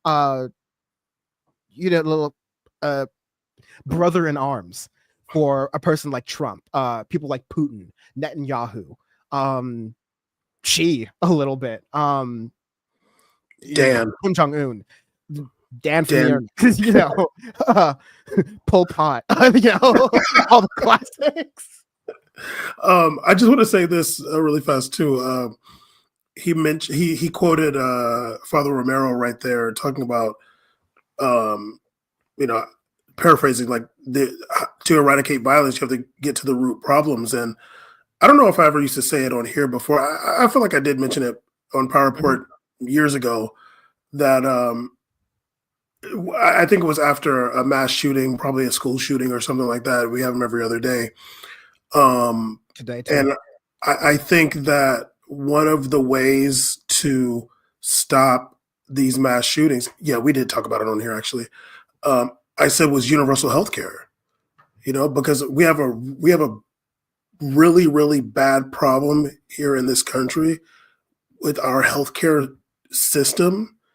And if we had like a single payer universal healthcare, so many of people's problems and stresses and worries would get eradicated. Like that would just relieve so much of the worry and stress that people have in this country. It would lead to less violence. Yeah. Nadia Yvette, thank you for this €5 super chat. If he's alive, Abrego Garcia, how many teeth has he got left? What else has been cut off? We'll never hear him talk because there's no way he's got any teeth left. I mean, we don't know for sure, and I don't want to like hope for the worst for a, purely innocent person. And you know what? Like, even if they were, involved in the gang, like if you're doing your time, that's fine. It doesn't mean you have to do your teeth, right? So I'm not like really cheering for that. But yeah, like that's why I think, look, like if one senator goes there, if 30 senators go there, it's not going to make a difference. But if you're not going to at least hijack the language that the fascists are using for power, and I'm being very careful about how I'm wording this right now, you don't hijack let me rephrase this. You don't hijack the language, but you hijack the tools, you hijack the tactics the fascists are using. So if Krusty Noam does a photo op at Sekot, and they're doing this whole thing where they're shaving all the heads of these detainees and making them walk while they're bent over, and like having the cops sadistically hit him over the back, right? That's all for show. That's all for camera. A lot of Sekot, a lot of reporting is showing it's like a big Hollywood production. You come back with a Hollywood production. All those senators, lined up, do it rally style, however you want to do it. Let everyone get like 30 seconds to speak, but let's see that image of 30 American lawmakers at a prison saying, we're trying to get a lawful American immigrant back home. We're trying to get them out of this death camp, this foreign gulag. We're trying to quickly turn around one of the darkest moments in American history caused by your president, who's too much of a coward and a bitch to stand up for the American people. And not only that, is threatening American people with the same fate just for speaking out, is threatening elected officials, appointed officials who work for the government with the same fate for speaking out. This fool said that people who push people onto the train tracks should go to El Salvador. No, it was. He literally said that. I promised I wasn't going to do this, but it was like all of the greatest hits of all of the right-wing outrage stories that so-called left media fell for in 2023 and 2024, hook, line, and sinker. And now they're saying, yeah, all those bad hombres doing the knockout game and punching out grannies and going viral on TikTok. Yeah, maybe they should go to Sekot. Yeah, like all three of them. And like now we're policy off of that, and they're using that to attack not just even pro-Palestinian protesters, lawyers for the pro-Palestinian protesters, they're lawyers for immigration, people who are like fighting for their citizenship rights. They're attacking the lawyers who are American citizens, who were born in America. And that shouldn't have to be like some sort of like, they're born in America, therefore that makes them a better person. But the law, it gets a little dicey, except when you are an American citizen, except when you are a lawful permanent resident, right? Which they're going after lawful permanent residents too. All right. So like the fascism was already here in 2024. The fascism is in kill mode in 2025 under Donald Trump. So I snapped many times near the end of 2024 because I don't have time for anyone who's not taking it this seriously. Anyone who's not taking it as seriously as I was back then. I regret almost nothing. This is as serious as it gets in this country. And we're gonna have to stand up for it and be vocal about it and show courage. Those of us with privilege, even those of us without it. There's a place for everyone. Maybe it's not on the front lines, but there's some line you got to be on. there's some line you got to stand on. Yeah, don't mess around and get fooled by these people. There's nothing good about them. I want to give us some time to get in on this. What's on the tip of both of our tongue right now? Because we've been talking about it. But I do want to move on to another global story because we are well into your overtime. But this is coming out of reporting from Al Jazeera. Believe it or not, there is still a genocide going on in Gaza, and believe it or not, there are American leftists who are upset if you call it Palestine and not Gaza, and they think that that is the biggest issue of everything that is going on. But before, Dan, did we talk about that, or did you just see that? I can't remember. We talked. Okay. We talked about this. Okay, I couldn't remember. Yeah. Again, we'll ride the line between national politics and international here, but I do want to talk about, the biggest story that's been going on in the world, especially since October 7th. But I don't know, is this Trump frees Palestine for the 14th time? Israel has killed, I feel like I've read this headline so many times and it's tragic, but numbing simultaneously. I hope you all understand what I mean by that. But dozens have been killed in Israeli attacks on Gaza's tent camps for displaced people. They've been targeted in and around Al-Mawasi, as well as in Bet Lahia in the north. There are people who are in Gaza who are basically saying, like, why should we heed any order from the Israeli military?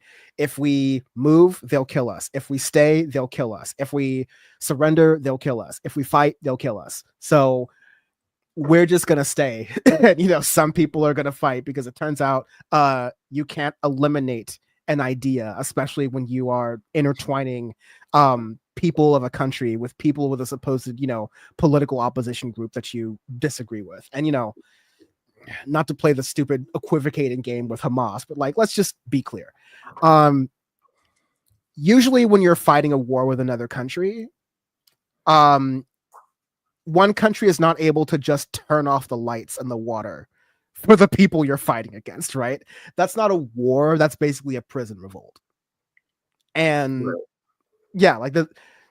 let's reaffirm the dynamics of what's going on here. No need to for this audience, but it's important to reassert these truths in this time where those truths are being attacked and retaliated against. And so, there's stories like this happening all the time. You're seeing journalists being attacked. You're seeing medics being attacked. We haven't done a lot of world news in the past couple of episodes, but there was that story a couple of weeks back where, and what's bad when the New York Times even come on now. The New York Times republished a video of a first responders who were trying to help people who had just been attacked by Israeli shell fire, and you hear what the New York Times describes as 300 rounds of gunfire aimed at these first responders. And the person who was recording the video is killed pretty much on the spot. And you hear them, their last words praying. And that video goes on for 5 minutes because I don't know if you know this, but when you're dead, you can't hit the stop button on your phone to turn off the camera. These stories are happening constantly and all over. What have you got to say to that? Well, that story, taxpayer bam. That story was Israel. The IDF came out, lying about that situation, saying with the medics, saying it was one way, and then the video came out, and then they had to recant. Because that's what the IDF does. They target civilians. I still remember people saying, "Oh, Hamas is targeting their own hospitals." Oh God, what the hell?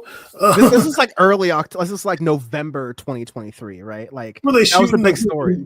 They're shooting the rocket straight in the air. No, I thought they were in the hospitals. Like This is the stuff the New York Times would just like blindly report. There was a whole I don't blame you for like memory holding it, but like this is the thing that the New York Times and all the American media reported that, oh, if you look really closely, these rockets are just, they have bad rockets and they're ricocheting into their own thing. Never mind all the technology Israel has. Never mind the fact that Israel admits, like, yeah, we're bombing the hospitals. Like, yeah, of course we're bombing the tent cities. Like, yeah, of course we're gonna do, like, yeah. It's like, been their policy since before October 7th, right? So like, never Right. mind all of that obvious circumstantial and literal proof. Only now, like 2.5 years later, 50,000, made up Hamas numbers, quote unquote, of Palestinians have been killed. But the overwhelming global consensus is that it's more people, in the hundreds of thousands minimum, Right. probably 150,000 or more who have been killed in this, and they're just being, left to rot and die in collapsed buildings, to be bulldozed over and turned into mulch for Israeli settlers. To be eaten by cats. I saw the video. What's happening right now is, there was the ceasefire that was like tentatively agreed upon by Hamas and Israel. There were some hostages being sent back to Israel, and there were some prisoners that were being let out of Israeli prisons. And I think Israel got mad that Hamas was like staging the hostage releases. But at some point, and at some point, Palestinian civilians were going back to their cities like Beit Lahia. And then Israel just started bombing again. Like, nothing really about the ceasefire. Just like, yeah, Trump like wanted it because he's like, you know what? I don't want any photos of bombs going off interrupting my beautiful inauguration and all of my parties. So, baby, tap the brakes, and then soon as we hit March 2nd, do whatever the fuck you want, buddy. literally. And so the worst part about this time right now is a lot of the people went back to their cities, and then the war has started back up. So it's like a lot of the people don't have the ability to leave. Like, people were I want to say it was Beit Lahia, like they were like getting there, and then like a week later, Israel's telling them to evacuate again because Everywhere they're in going to North Gaza, yes. Yeah. So like, to the extent that there's anything left. Right. So that's been like the worst part. I want to say like yesterday, the day before yesterday, Hamas is like has not agreed to like whatever Israel has said is their conditions to extend this, to go back into the ceasefire. So yeah, like the war started back up. Israel today or yesterday has said that they will be occupying Gaza, Lebanon, and Syria with their military indefinitely. Combo. Obviously, they've also started bombing in Lebanon recently as well. Like after that ceasefire with Hezbollah, they just started bombing like a lot, including in Beirut. And I did read somewhere that apparently Hezbollah is talking about laying down their arms, but we'll see about that. That would be kind of wild. But yeah, the situation is like ongoing.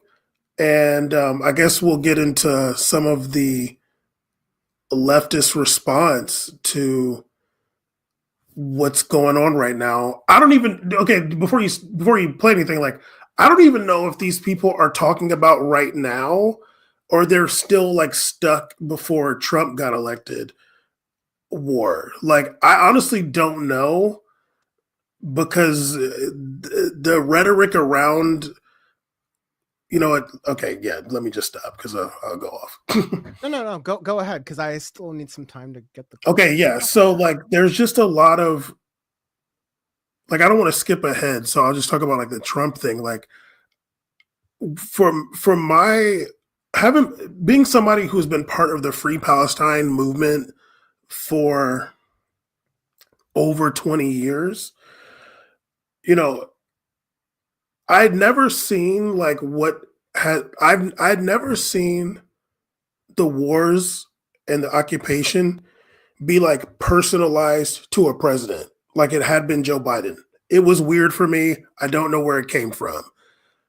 But whatever it is what it is. It was what it was. But now, I mean, like, yeah, I don't absolve Joe Biden for being, you know, when a lot of the world was, you know, at least pretending or tacitly against it. Like, much of the world has no ability to help Israel, and the parts that do, the people were like, okay, even we've had enough. For America to like, we're going to veto in the UN, we're going to do this, that, and the other thing. Like, led by Biden, and Obama was even less of a Zionist than Biden.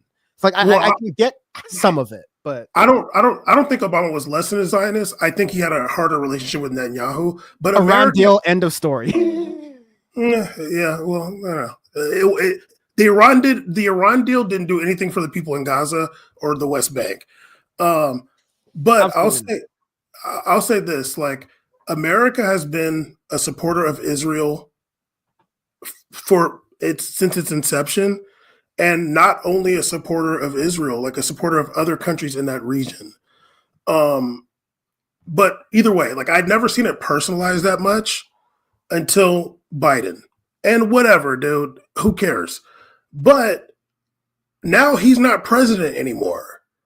So I'm just waiting for that same rhetoric to go for Trump now.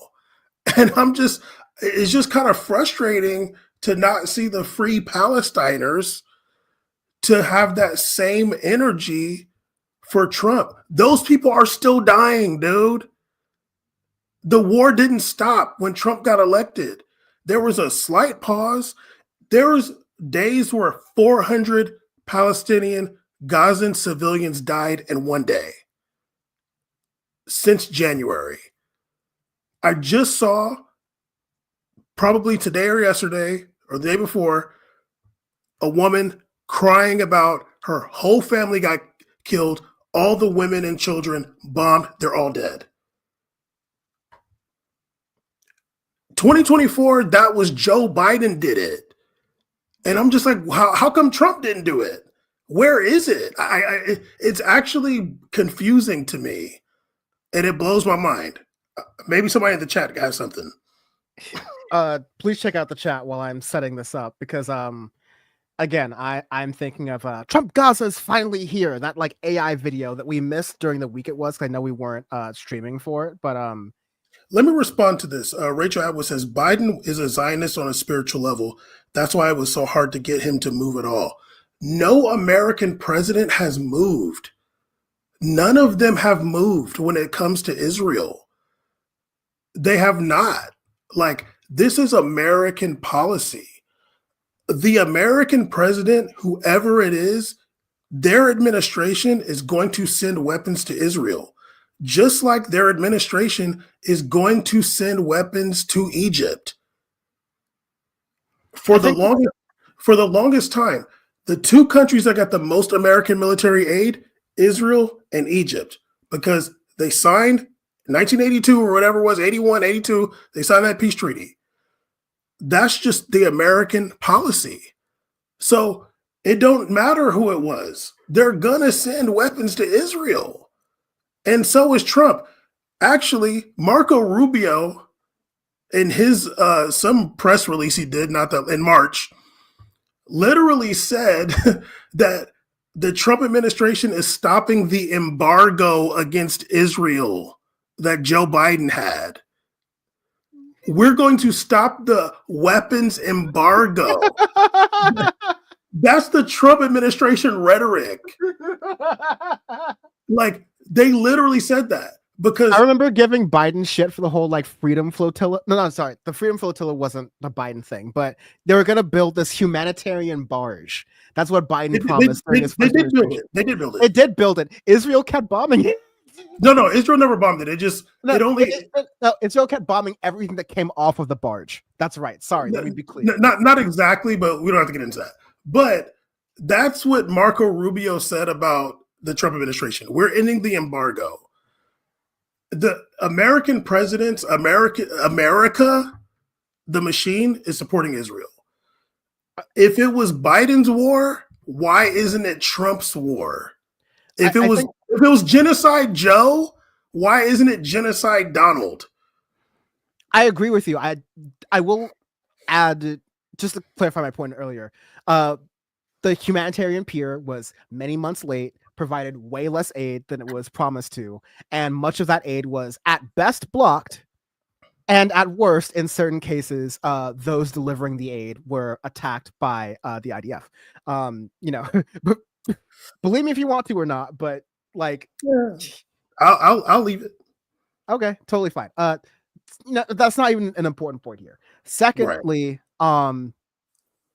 I think some people are pointing to the reason why I brought up the Iran deal was not to say that Obama would have not backed Israel in, a homicidal campaign if they were to do like a hardcore one during Obama's term, right? Like, but the idea of a deal with Iran, even though it is denuclearization, or it was denuclearization, which in theory Israel should be all for, Benjamin Netanyahu came in front of Congress and was telling, people of Congress, not to stand up or fight against Barack Obama's dealings with Iran, because Netanyahu was trying to use his, Pennsylvanian bully pulpit, I guess, that currently John Fetterman is never ask a man his age, never ask a woman her age, a man his salary, or why Benjamin Netanyahu has social security numbers in Pennsylvania.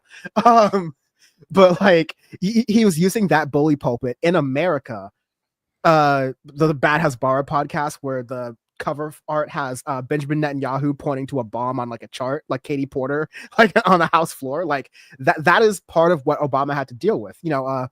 Kenyan Marxist Muslim socialist Barack Obama, right? So even despite all of that, the slight thing I'll give him, which is why I think people will make this dynamic in between Biden and Obama and how in the tank they were for Benjamin Netanyahu, might just be because Obama didn't back down from AIPAC influence or Benjamin Netanyahu's influence when it came to the Iran deal. Now, I still don't think that negates your overall point of like there's no president in the United States so far in our lifetimes that would, and the lifetime of Israel too, which is less younger than Joe Biden, who would go against all that. But that is all to say, to get back to the main point we want to say here, is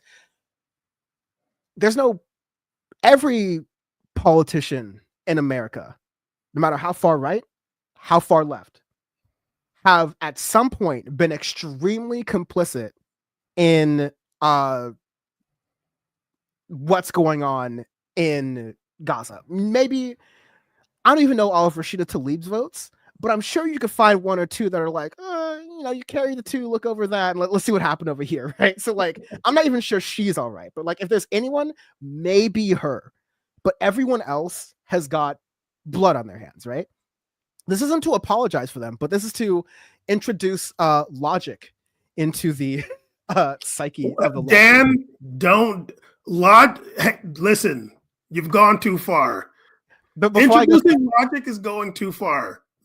Before I go even further, I just wanted to answer some super chats because Nadia is popping off. So thank you for becoming a member, by the way. And Nadia just wanted to clarify that in regardless of like, wondering the progress of Abrego Garcia, who is captured in that El Salvadorian prison, Secot.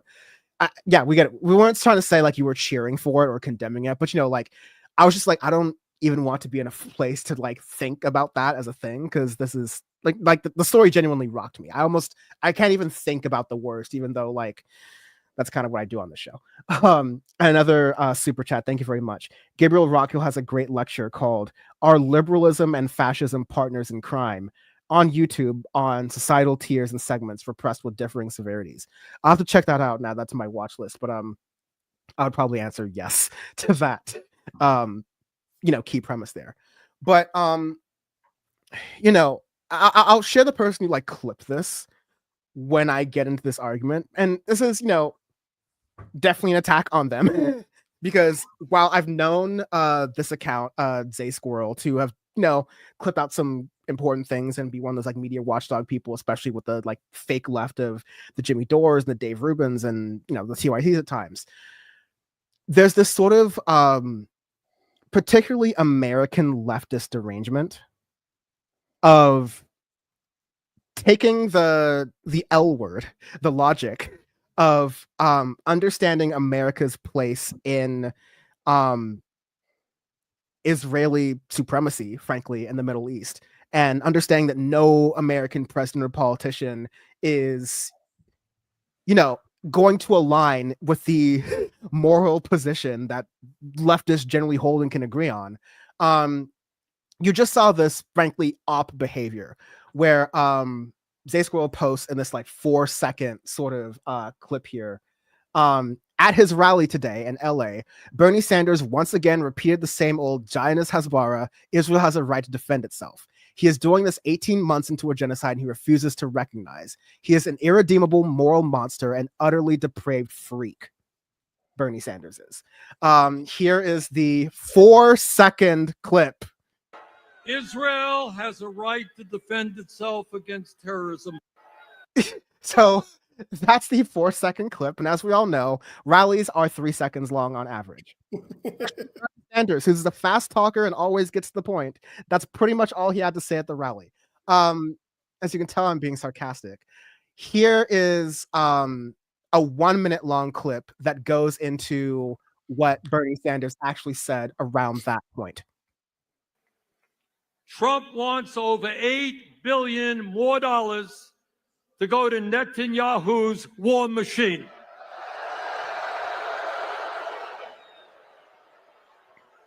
Israel has a right to defend itself against terrorism, but it does not have a right to go to war against the entire Palestinian people.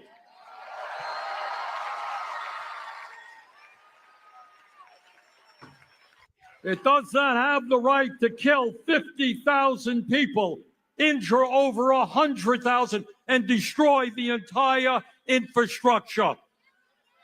And as bad as that is,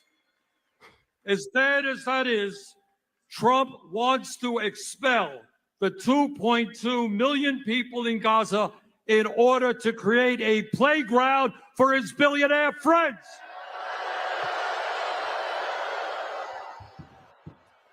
That is beyond insane, and we will never, never let that happen. So again, that's Bernie Sanders, the Zionist freak, as we had previously talked about here, which is just fucking ridiculous. That's Bernie Sanders, the utterly depraved freak, the irredeemable moral monster, saying, what basically gets you the pass in mainstream politics. What basically gets you the pass for being a boomer New York-born Jew, saying Israel has a right to defend itself, but you don't have the right to mindlessly slaughter people and displace them. And he tied that to Donald Trump. Now, here's the deal. You have a bunch of the reality, if any of these people just went outside, or, I'll get to this critique later of some of the pundits, right? But if these so-called leftists just fucking went outside to a protest, and I get maybe Zay doesn't live in LA, whatever, right? But if you just went to one of these protests, there were a lot of different places, you'll see a bunch of newly reformed liberals, some resistance liberals, some like people who are in the tank for I don't know,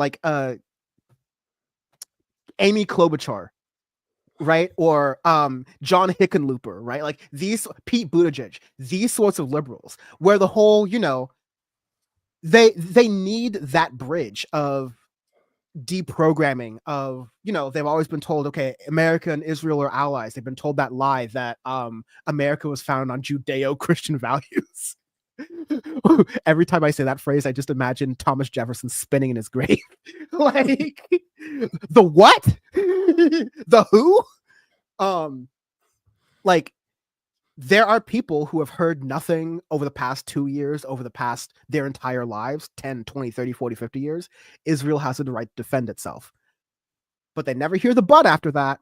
And they never hear it from a Jewish man who is in the Senate and who should have been doing a lot more to fight against the genocide, given the position and given how he basically has an iron dome around him that protects him from AIPAC influence, having been a long incumbent senator, being Jewish himself.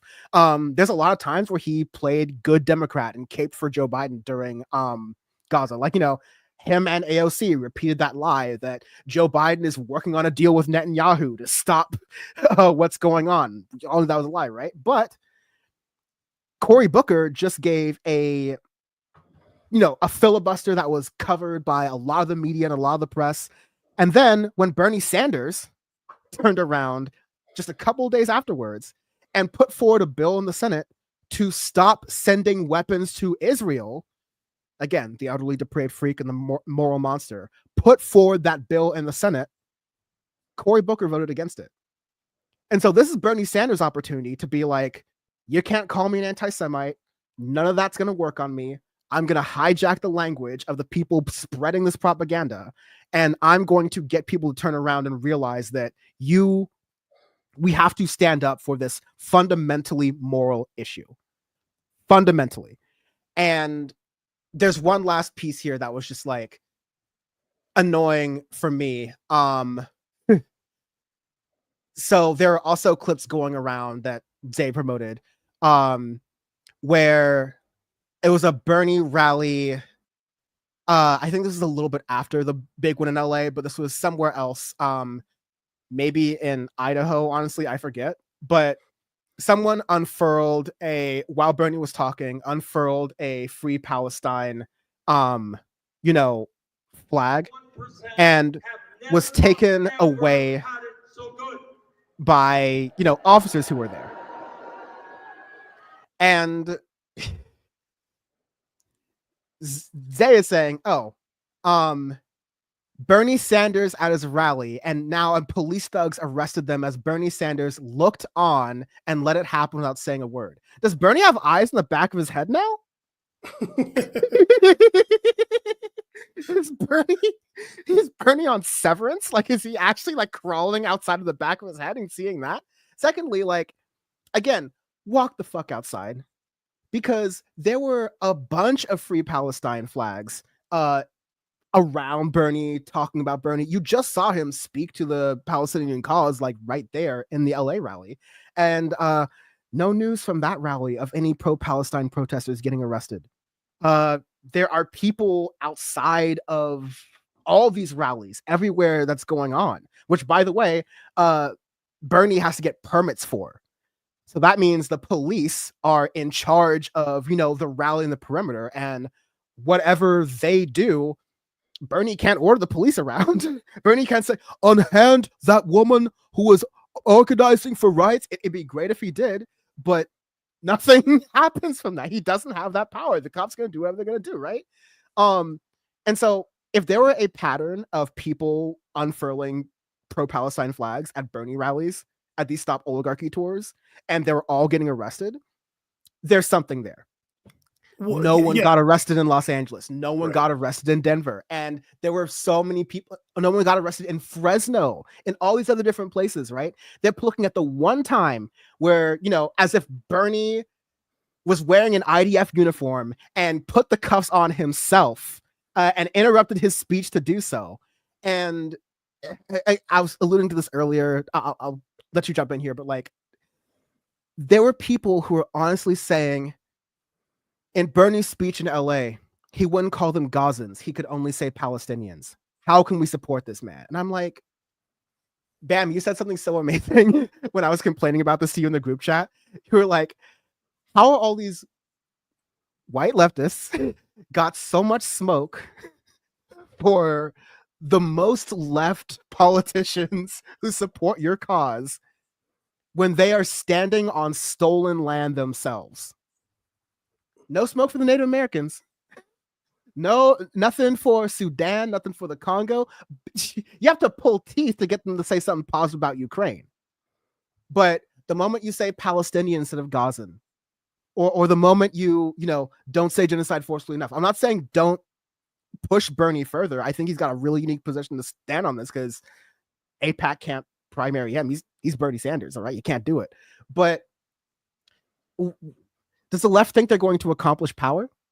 Does that part of the left really think they're going to accomplish power with taking down the one movement that may actually possibly, listen to what we all care about, which is this moral issue globally? And another, no, Bam, go ahead. No, it's just like really, I mean, it's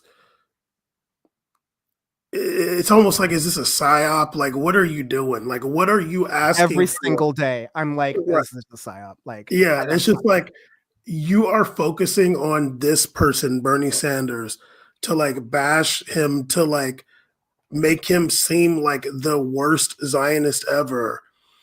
And something that I always say on Power Report is just like, I don't know what you expect from America. Like, I don't know what you expect. And yeah, dude, like, you are also a colonizer. Like, you are also the descendant. On the screen, us too. Like you're also like the descendants of settlers. Like, just like those Israeli people here, like you're the same thing here in America. So like, why don't you get your shit? Trail of Tears, like, come on. Literally, like that's your descendant from that. But I don't know like what these people are expecting from America, like off top. And I don't know like how much sometimes like I'm not trying to sound like, holier than thou, or like I know stuff and people don't. Like, I'm not trying to sound like that, but like it's almost like when you see this stuff on Twitter, Instagram, it's like I can tell that you are getting your information from like graphics on Instagram or like tweets. Because you know what, when you see like the Palestinians on the ground, like when they're talking to the news cameras and stuff like that, you know who like they usually complain about or they usually like asking for help is the Arab countries. Actually, with the people in Gaza, most of the time they're saying like, we need the Arab countries to help us. Where's the Arab countries to come do something for us? Like, that's what you actually hear them say. I think that those people know that their enemy is America and Israel already. They're asking for somebody to help them. And this has been the case for decades. Like, the purity test that some of these people are doing, it's like, I don't even know like what you're trying to prove, dude. Like, what are you trying to prove that like this person isn't good enough because they said Palestinian and not Gazans? Like, why don't we ask you to pronounce Gaza right then? Like, maybe we should ask you to do that. Like, where does the purity test end? It's really unfortunate. Like, I don't know, I don't know like how fair weather these people are. Like, I don't know, like when's the next cause or whatever. But as somebody that's been around for a long time in this cause and like actually and cares about it a lot, it's like when I see Bernie say that, I'm like, that's good. Like that's good. Like I'm glad he said that. It's a risk for politicians in America to say that. Like that's taking a risk. And I say a lot about Bernie Sanders, like being old as hell, like, like the only way he's getting out of the Senate is retiring, pretty much, right? Like AIPAC can't do shit on him. Not only because he's an old Jewish guy from New York, but because he has been in the Senate for our entire lives, right? Like you're just not going to kick that. Vermont's got his back as long as he can physically stand up and do the job. And I don't think he's going to be running again after this anymore. But like, yeah, like even then, like it's a risk for AOC to go out in front of these crowds, especially a brown young woman Exactly. calls herself a socialist, even more so. Like Bernie would call himself a socialist back in the day when he was the mayor of Burlington. Even right now, and he tried to do this thing in like 2020 in the primaries, and like thankfully it was such a high level, boring speech that even Fox News didn't pick it up. But like, AOC is actively doing that, and her district is in New York City, where she has a very prominent Zionist constituency. And she's still been able to withstand AIPAC, influence and, money funded campaigns against her. They tried to run another Latina woman who was just more pro Israel in the same district, which fucking usually works. Like it usually works. That's why they got George Santos up in there, because it works. Right. But she even withstood that. So like she's a special force, the Democratic Party. She's still not safe. So for politicians to stand up and say that is important. And I want to get to one comment here, because Kat said, you're right, but framing the resistance being terrorism is gross, not saying he's a sick, depraved freak. I don't think what I ask folks to do, and I'm not like mad, but like what I ask folks to do is to not look at these things with the lens of a leftist, because Bernie doesn't have to win a leftist over, frankly, right? Like, there's this bullshit discourse economy that gets people who post Instagram memes some ad revenue, right? So they'll continue stirring the pot and creating discourse around this because that's all they can do. But for someone who is like a currently waking up baby leftist former MSNBC lib like 6 months ago, all they've heard is, well, Israel has a right to defend itself, and like no nuance within that.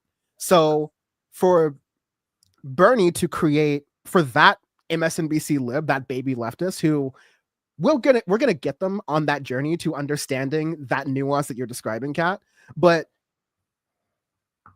to be able to like yes and people you disagree with is actually how you win over people. That's actually how you convince people in a broad way.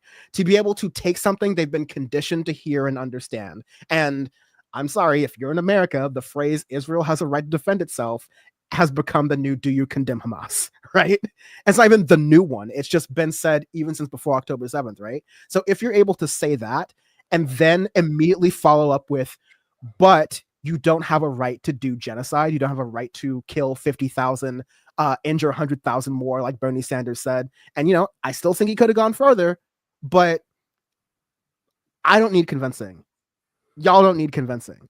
It's the broader public that will let Chuck Schumer and my job as a Democrat is to make sure the Democrats don't go anti-Israel. Like we're still fighting against that being the mainstream Democratic Party.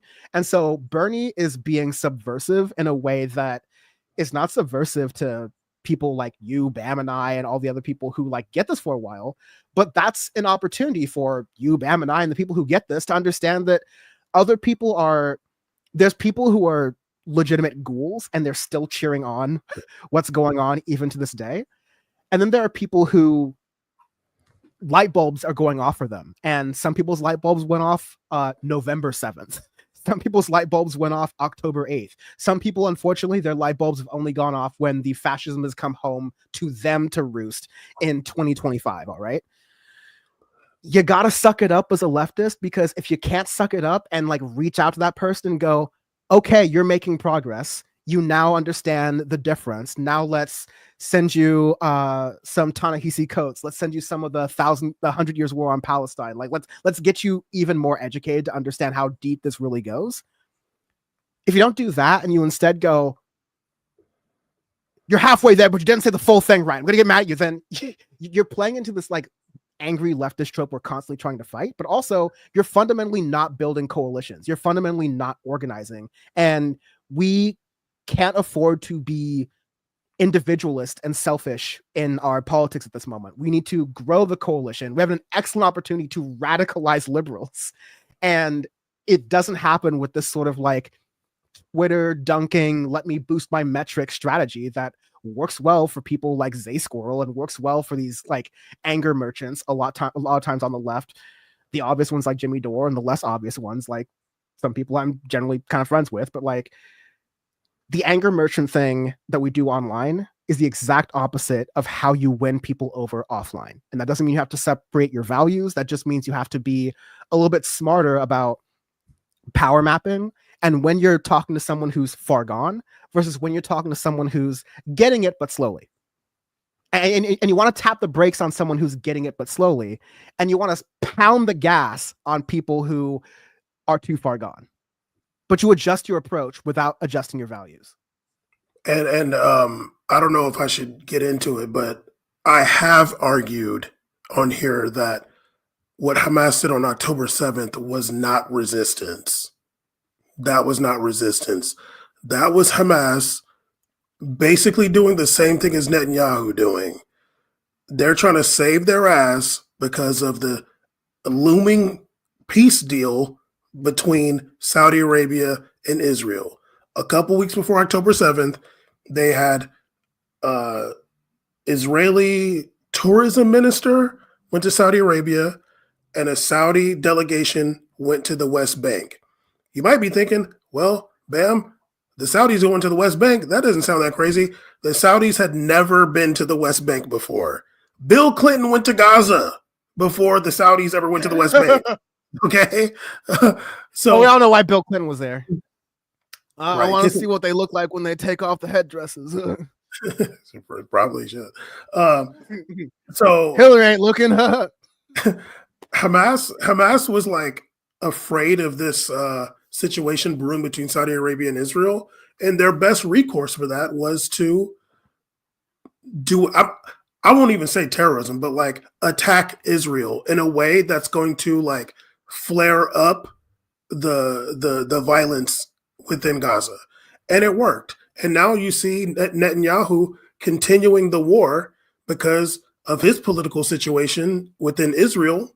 He's got to keep that war going because that's the only thing that's going to keep him in power. Netanyahu was about to get steamrolled by his own course and was getting steamrolled on corruption charges, this, that, and the other thing. And he did the same thing every fascist does, which is start a war and get your people into a nationalist frenzy to get the heat off of you. Hamas, similar thing. They saw their power crumbling, and only because Israel went so far in response by literally claiming, oh, every Palestinian is Hamas, because if they weren't, then they wouldn't have voted them in the elections that we control, right? Like, and you hear all these different, tapes and things of Netanyahu saying, basically in no uncertain terms, and all the people in the foreign ministry basically saying, yeah, no, Hamas is great.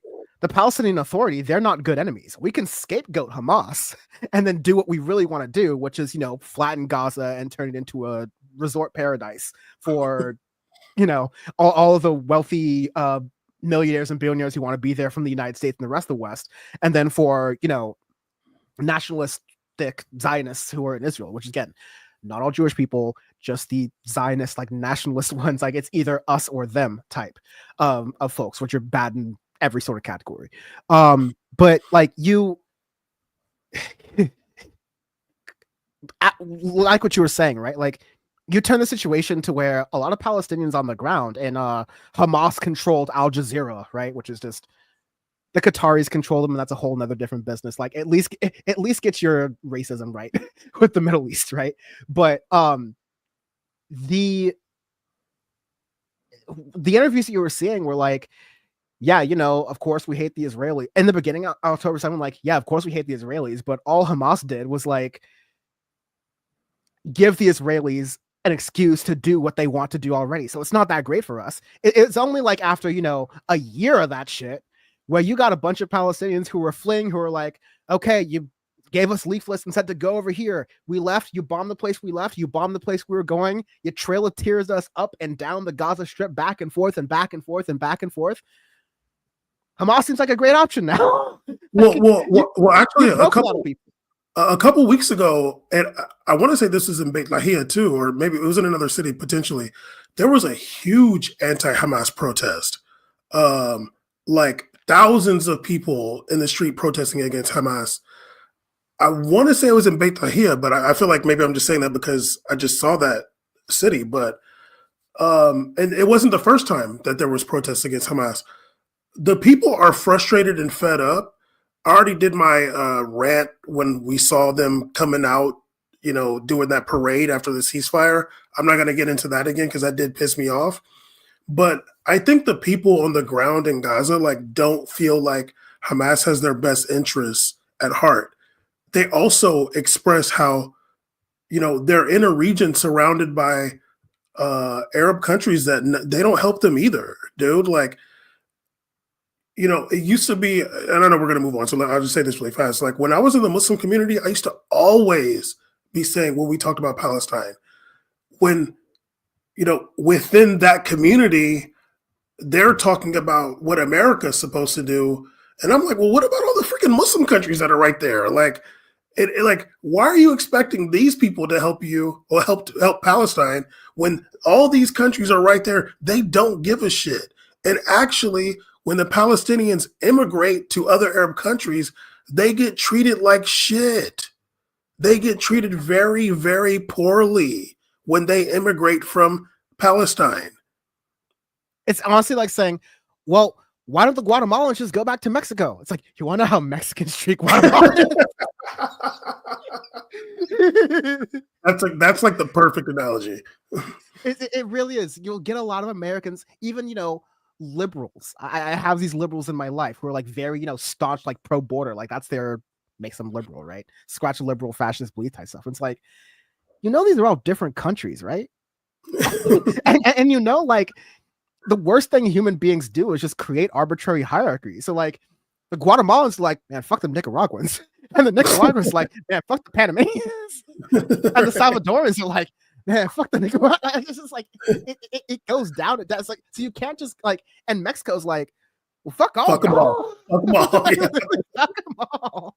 And they come to America and Americans are like, man, fuck the Mexicans. And the Mexicans are like, no, he's Guatemalan. And they're like, no, you're both Mexican. Like that apply that same ridiculous logic to like what Bam is saying, not me, a lot of people in the Muslim community and the direct geopolitical situation going on in Gaza, where Trump is saying, oh yeah, all these other neighboring countries like Egypt and Jordan will let them in. It's like, Trump, you're either really stupid or like really just waving your dick in the camera because like Egypt and Jordan are the number one, like, ooh, not us. No.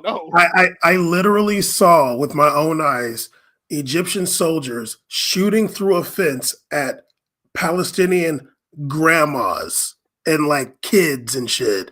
They're shooting through the fence. I saw it with my own eyes. So yeah, it ain't like that.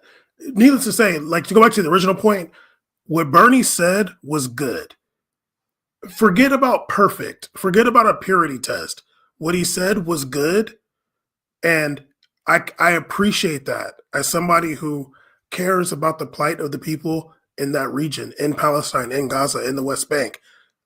I like what he said, and it's a lot more than a lot of other American politicians, freaking Canadian politicians all over the world. A lot of them are not even saying that much, and I think you get thrown in jail for saying that in Germany. So let's be real. Yeah, you want a German passport, you have to affirm Israel's right to exist. It's literally part of the citizenship. That's part of the naturalization process now. And that was added in Check's notes 2024. Right.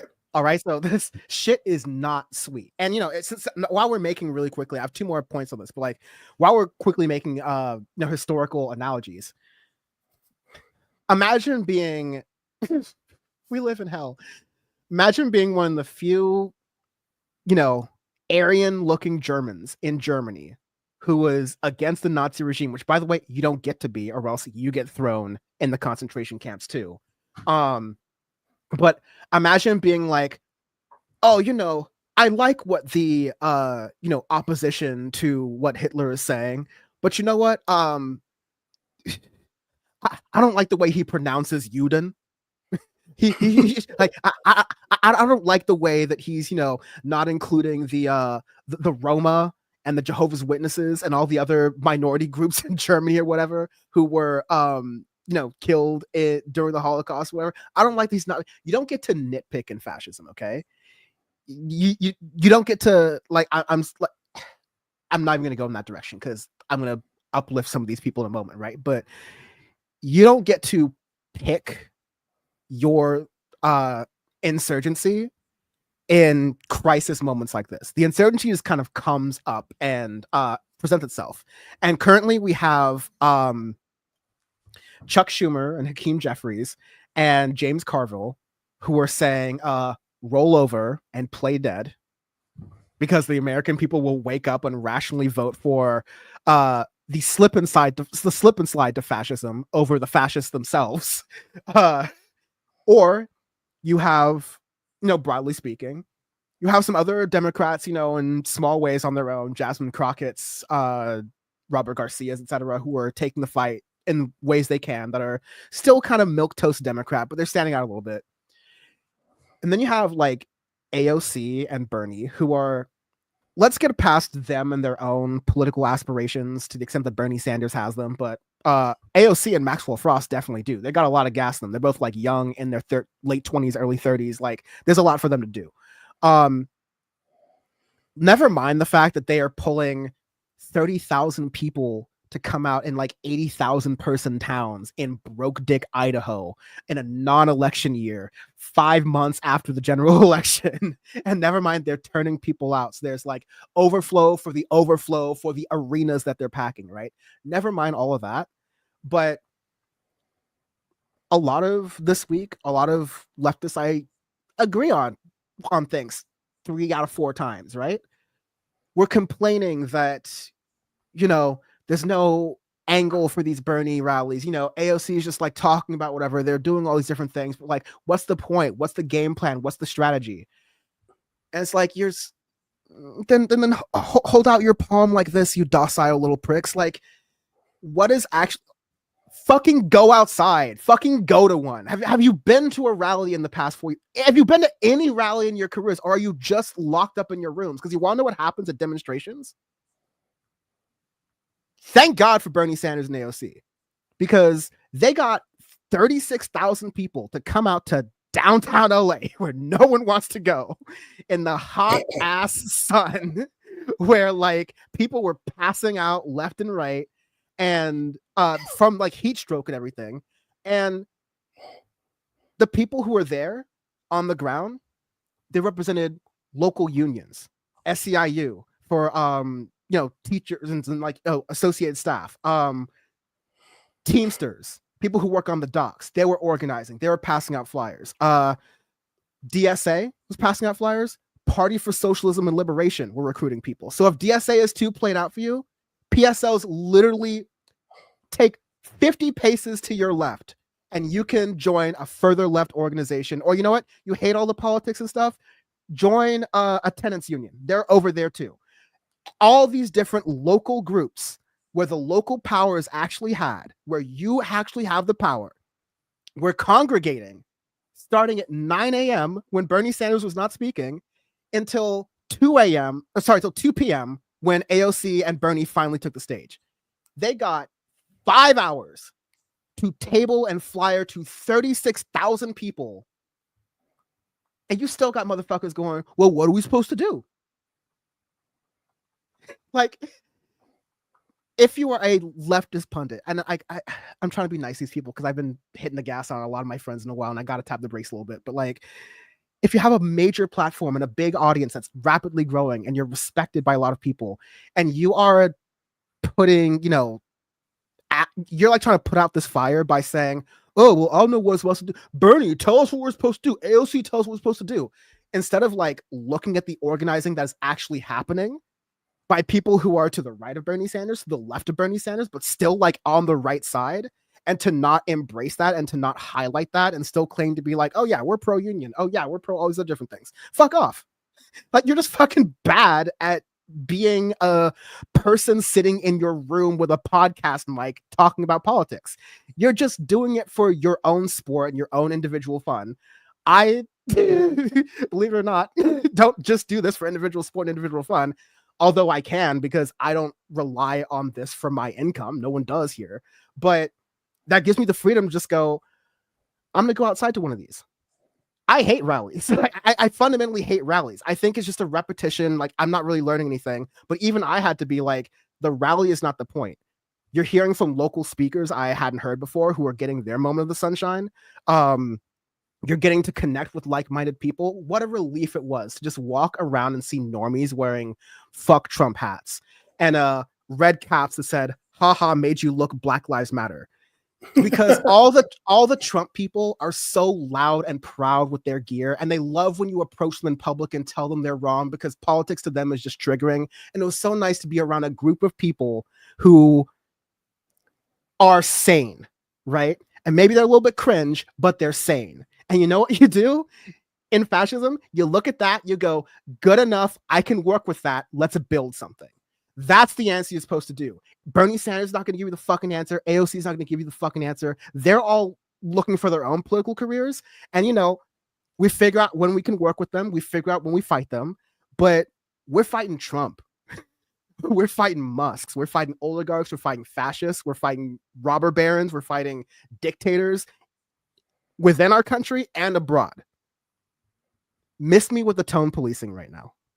And that isn't to say you throw certain people under the bus, because, you know, the TYT crowd will be like, okay, miss me with the tone policing, then fuck trans people, right? Wrong. You stay with your coalition, you expand it and you grow it, and you don't look to expand it with the people who are actively working with the fascists. Like I said, let's tap the brakes a little bit on people who are gettable, who are, you know, slower, but they're coming to the right side. And let's hammer on the gas with people who aren't gettable, who are brainwashed, because they deserve to be politically steamrolled. If you're not going to convince them, if they only follow power, okay, let's take back power and make them beg for mercy from us. Politically.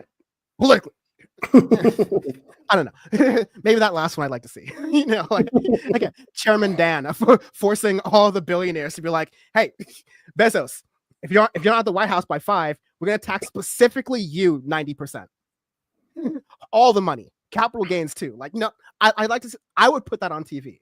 Make them do the Wakanda Forever, and then tax them 90%. You know what? Let's have fun. But you know, like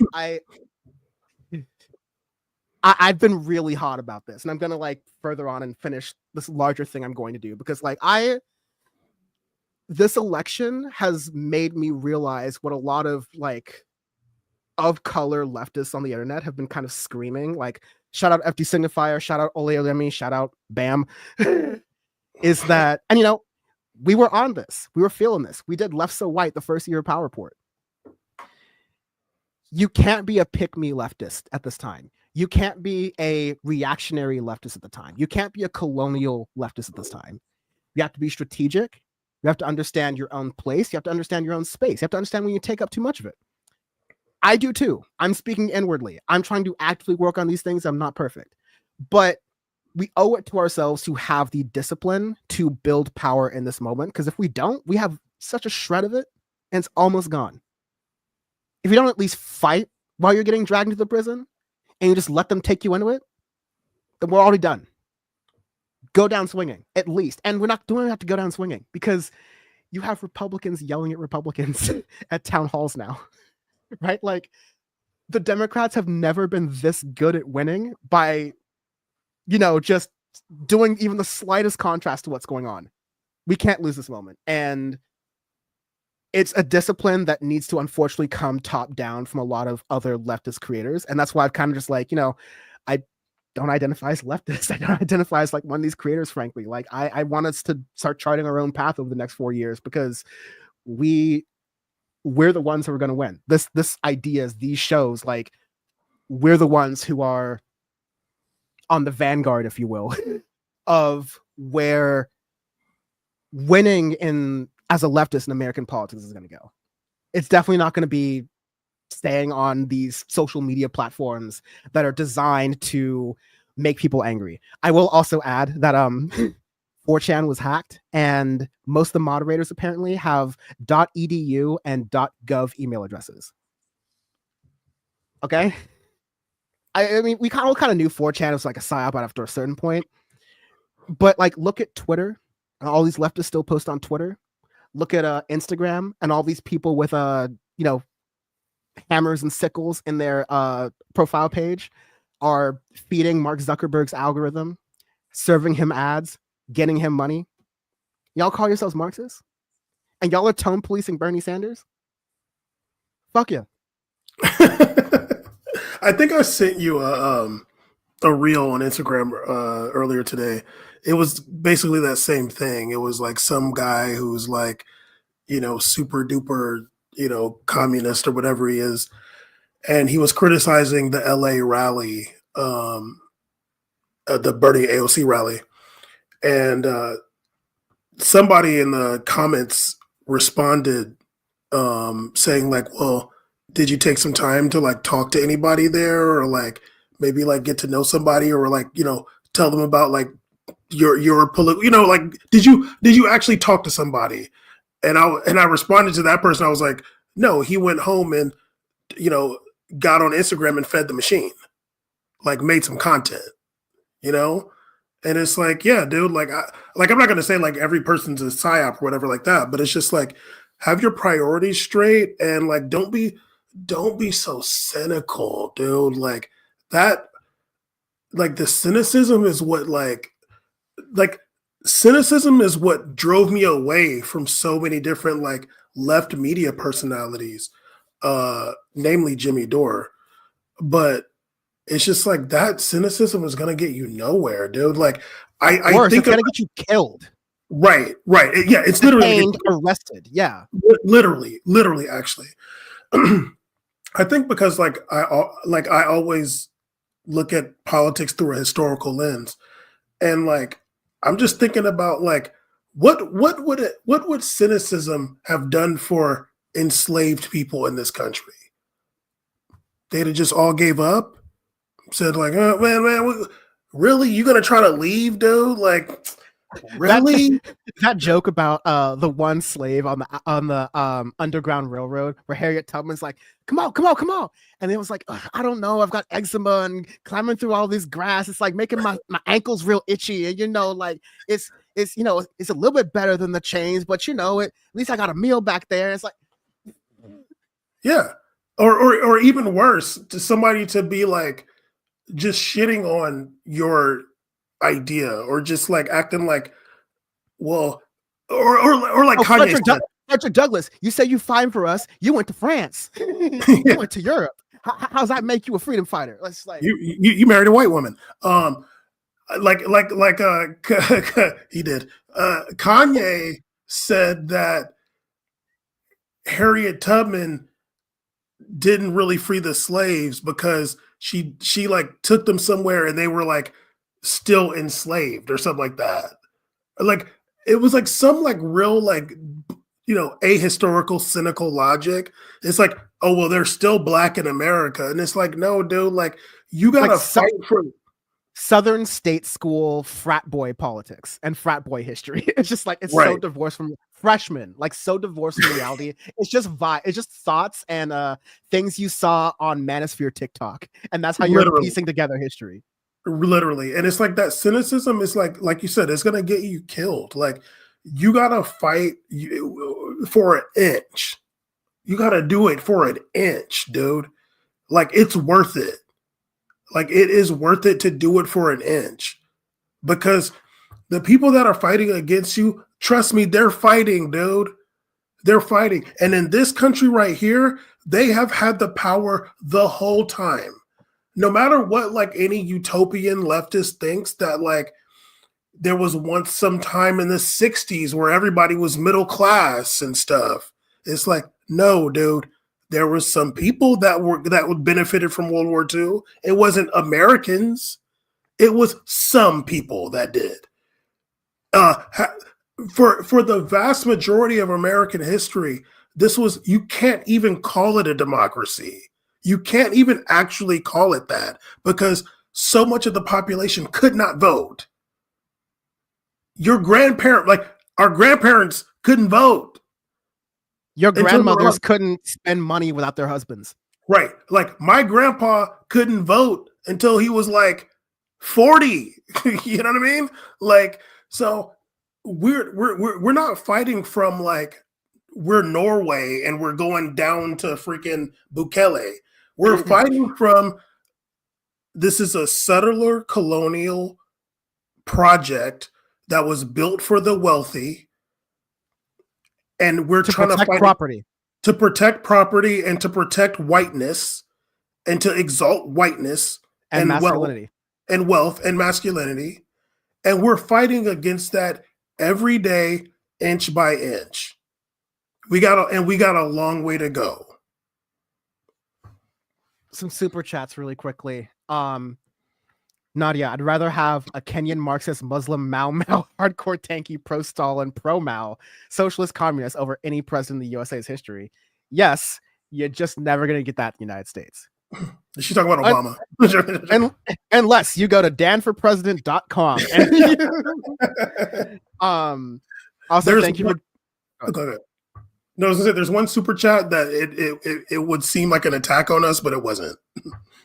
Did you want to read it? I have to scroll up. Do you not have access to it in StreamYard? No, 'Cause I it should says get- Rachel Atwood, $2 says, "How are leftists still drunk on Russian propaganda?" Rachel was not talking about us. I just want to make that clear. I got that too. I did a double take for a second, but Rachel, you're a homie. I've seen you in the chat a lot before. But no, like I think it's a similar thing. Like you'll see, and you know, it's kind of like right-wing conspiracy theorist bros, like the Alex Jones bros. It's like a broken clock is right twice a day. Sometimes Alex, especially in back in the older days, like Alex Jones would be cooking on certain things about the CIA, like, you know, about certain government 9/11. But if your entire ideology is they're lying to you, you can be convinced about everything. And, you know, like that's why if you don't have a grounding, it's that point of like, I don't feel the need to beat every leftist or, you know, baby leftist or liberal over the head with dialectical materialism and Marxism and all these other different theories and books. I've got for my new place in my fake bookshelf, I've got a copy of It's Not You, It's Capitalism. I would love to just like bang people over the head with this and like they get the knowledge. But no, there's a lot of people who are just like, okay, well, American imperialism is bad, and Russia and China are fighting against American imperialism. So therefore, I like Russian and Chinese imperialism.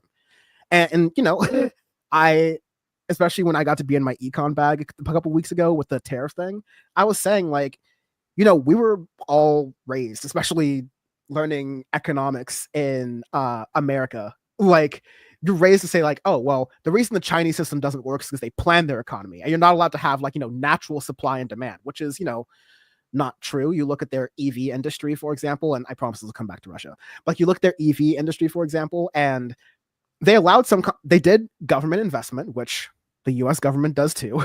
It's just that the US government, unlike private equity, they don't ask for anything back.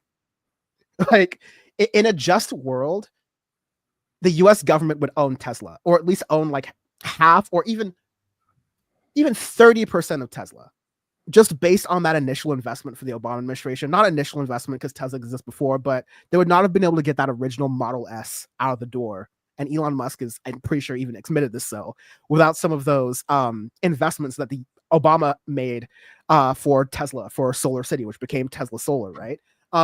If Obama were a venture capitalist, Obama would own like 30% of Tesla. He'd be on the board, right? Like, imagine if we had an American car company, a truly American car company, where you had a member, you know, call them a member of the government, call them a representative, whatever, but they had to mandate, oh, by the way, Tesla's union, because the American people invested in this company, and unionized car manufacturers are better jobs for the people who work in those factories, and that's in the Americans' best interest. So sorry, you've got to unionize just like the other American car players. That'd be great. You go back to China, they invested a lot in EV companies. They let the regional players play it out. Some of them succeeded, some of them failed, some of them got bought by others. And in the end, you get a couple of big players who rise up from that. And yeah, the Chinese government is like, we gave you the money. If you were in the private sector in America, it'd be going the exact same way. They'd own a part of it too, and they'd be dictatorial with it too.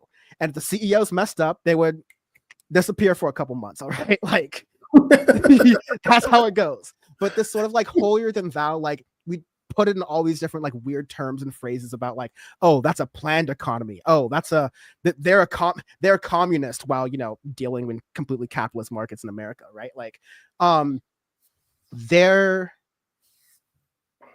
not denying that there's a lot of propaganda that Americans, even a lot of leftists, have to deprogram themselves from the right based on how America tries to exceptionalize its way through there. That doesn't mean they're heroes. That doesn't mean that you should like, and sometimes it's tempting for me, right? But, you know, that doesn't mean you should embrace these countries and their ideologies with open arms, because they're still, you know, they're still very dictatorial in a lot of ways. You see what Russia's doing with Ukraine, with Poland, all this different saber rattling. You're seeing what with its own citizens.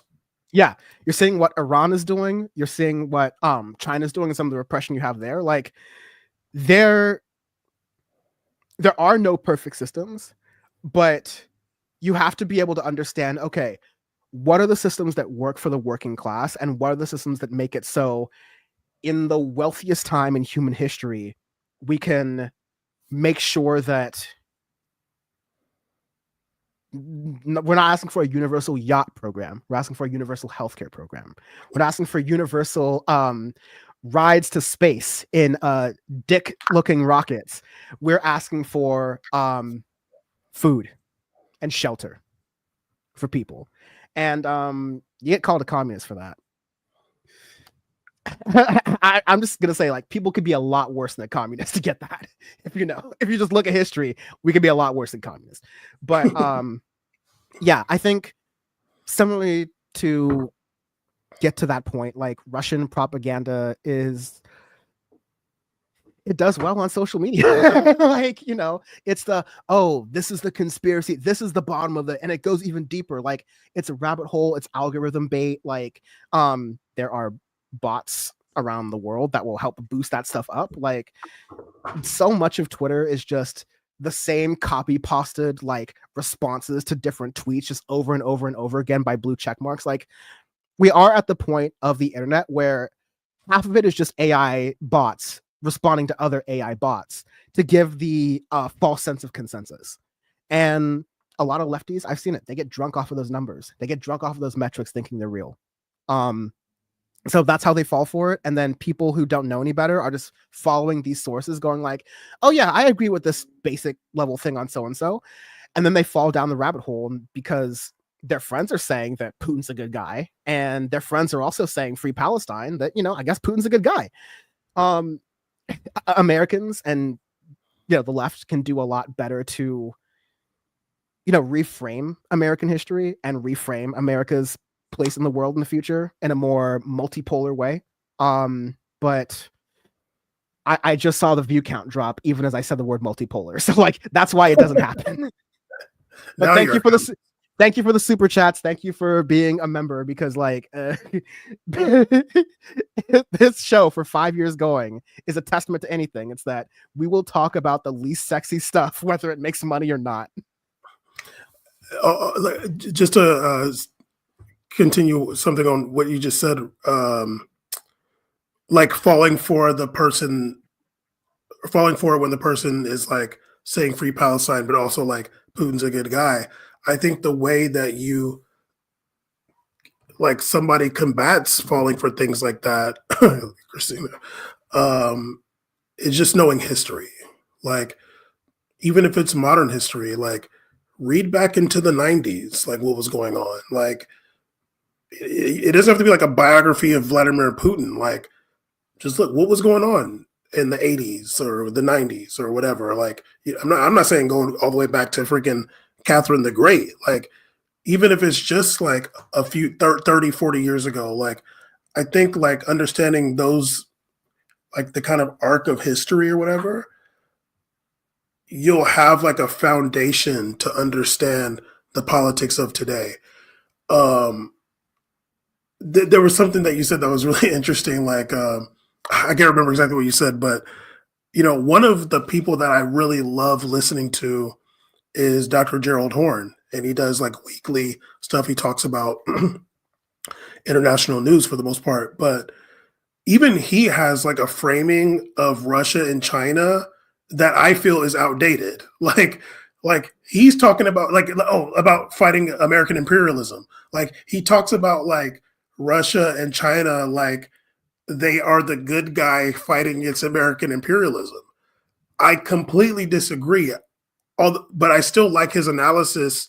Like I still enjoy his analysis, and I think it is correct. But like that aspect, I'm just like, yeah, dude, it's not the 80s anymore. You know what I mean? Like it's not Soviet Union times anymore. Putin ain't the friend of anybody. Like Putin's not trying to like reach out to like Black Americans to like go against American imperialism or whatever. Like, but there are people that are on the left that do still have that mind frame that like if you're fighting American imperialism, then you're the good guy. And it's a multipolar world.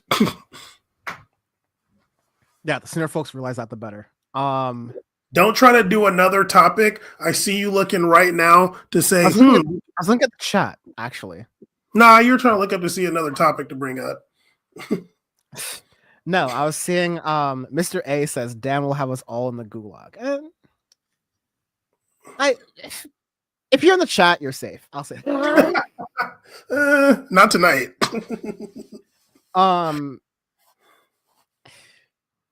Rachel is saying, I'll take cringe and kind any day over terminal contrarians. Yeah, like yes. Healthy skepticism is good, but if skepticism is your only ideology, then you turn into RFK saying that autism is airborne. Like that's just the end. That's the end reality of it. Also saying, do you agree with this? BAM, PSL, or an op? I cannot agree with that for two reasons. One, I don't know enough about PSL like that. But two, I did go to a PSL conference. I want to say it was 2019. And my homie, Abby Martin, was there. And I don't view Abby Martin as an op. And I think she's still involved with PSL. I can't agree with that. But I'm open to seeing why somebody thinks they're an op. On a different episode. You'll have to come back on a different episode. Not this one, because boy, I'm about to press leave studio. Yeah, no.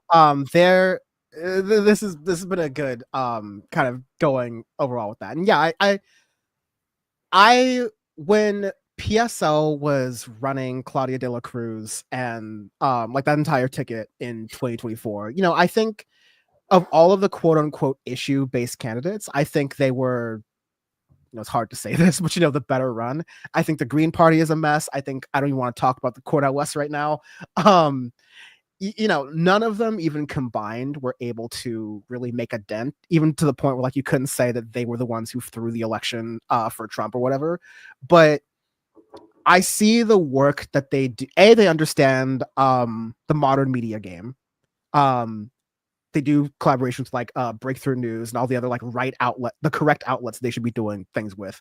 But B, I see them doing the things that I like about DSA to some extent. Like I hate DSA for like many of the left so white reasons that I've talked about. And, you know, I think individual members of DSA, many of whom are white, do great work, but you see a DSA, you know, national conference and it's just the online left manifesting itself trying to organize, which is just literally impossible, right?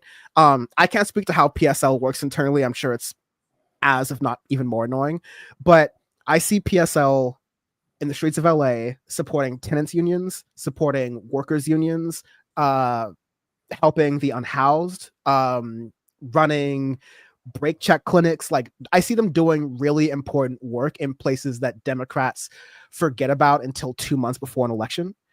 And that allows me to respect at least the folks in PSL that I have encountered and seen. They need to start doing some work in the South Bay because like DSA, they're very, you know, West LA coded. And they're like, oh, we have meetings in Koreatown and West Hollywood. We cover the city. But like, you know, baby steps. And I'm willing to be, you know, told otherwise. But I think that that is a good place to start to wind down. I just want to really quickly go through headlines. I promise really quickly. What? Okay, because Can you do it? Because I really am like, No, I just want to say, like, the things that are in the title, at least. I put Trump fails at global deals. Trump's trying to do a deal with Sudan. Like, there's a Sudan London conference. It's being called a diplomatic flop. So great, go ahead, keep winning. They're trying to do talks in Ukraine. All that seems to look like giving more land to Russia. So great job. There are apparently talks with Iran. It looks like Trump's going to blow that up. So good luck, Steve Witkoff. Great job. Art of the deal, whatever. The thing, I'm not going to spend any time on this, but same. A lot of leftists were giving David Hogg shit, right? The Parkland shooter survivor, also different stuff. Yeah, I think he can be cringe sometimes. He just put his testicles on the table and said, I, as the vice DNC chair, am going to make it my goal to primary Democrats. Yeah, buddy. Who's got the gun now, man? Who's shooting up the school now, man? Oh, okay, all right. Now I'm actually gone. Now I'm gone. Okay, this is power for it. I went too far. Power so much with you. We do a news show, and that is what happened in the news.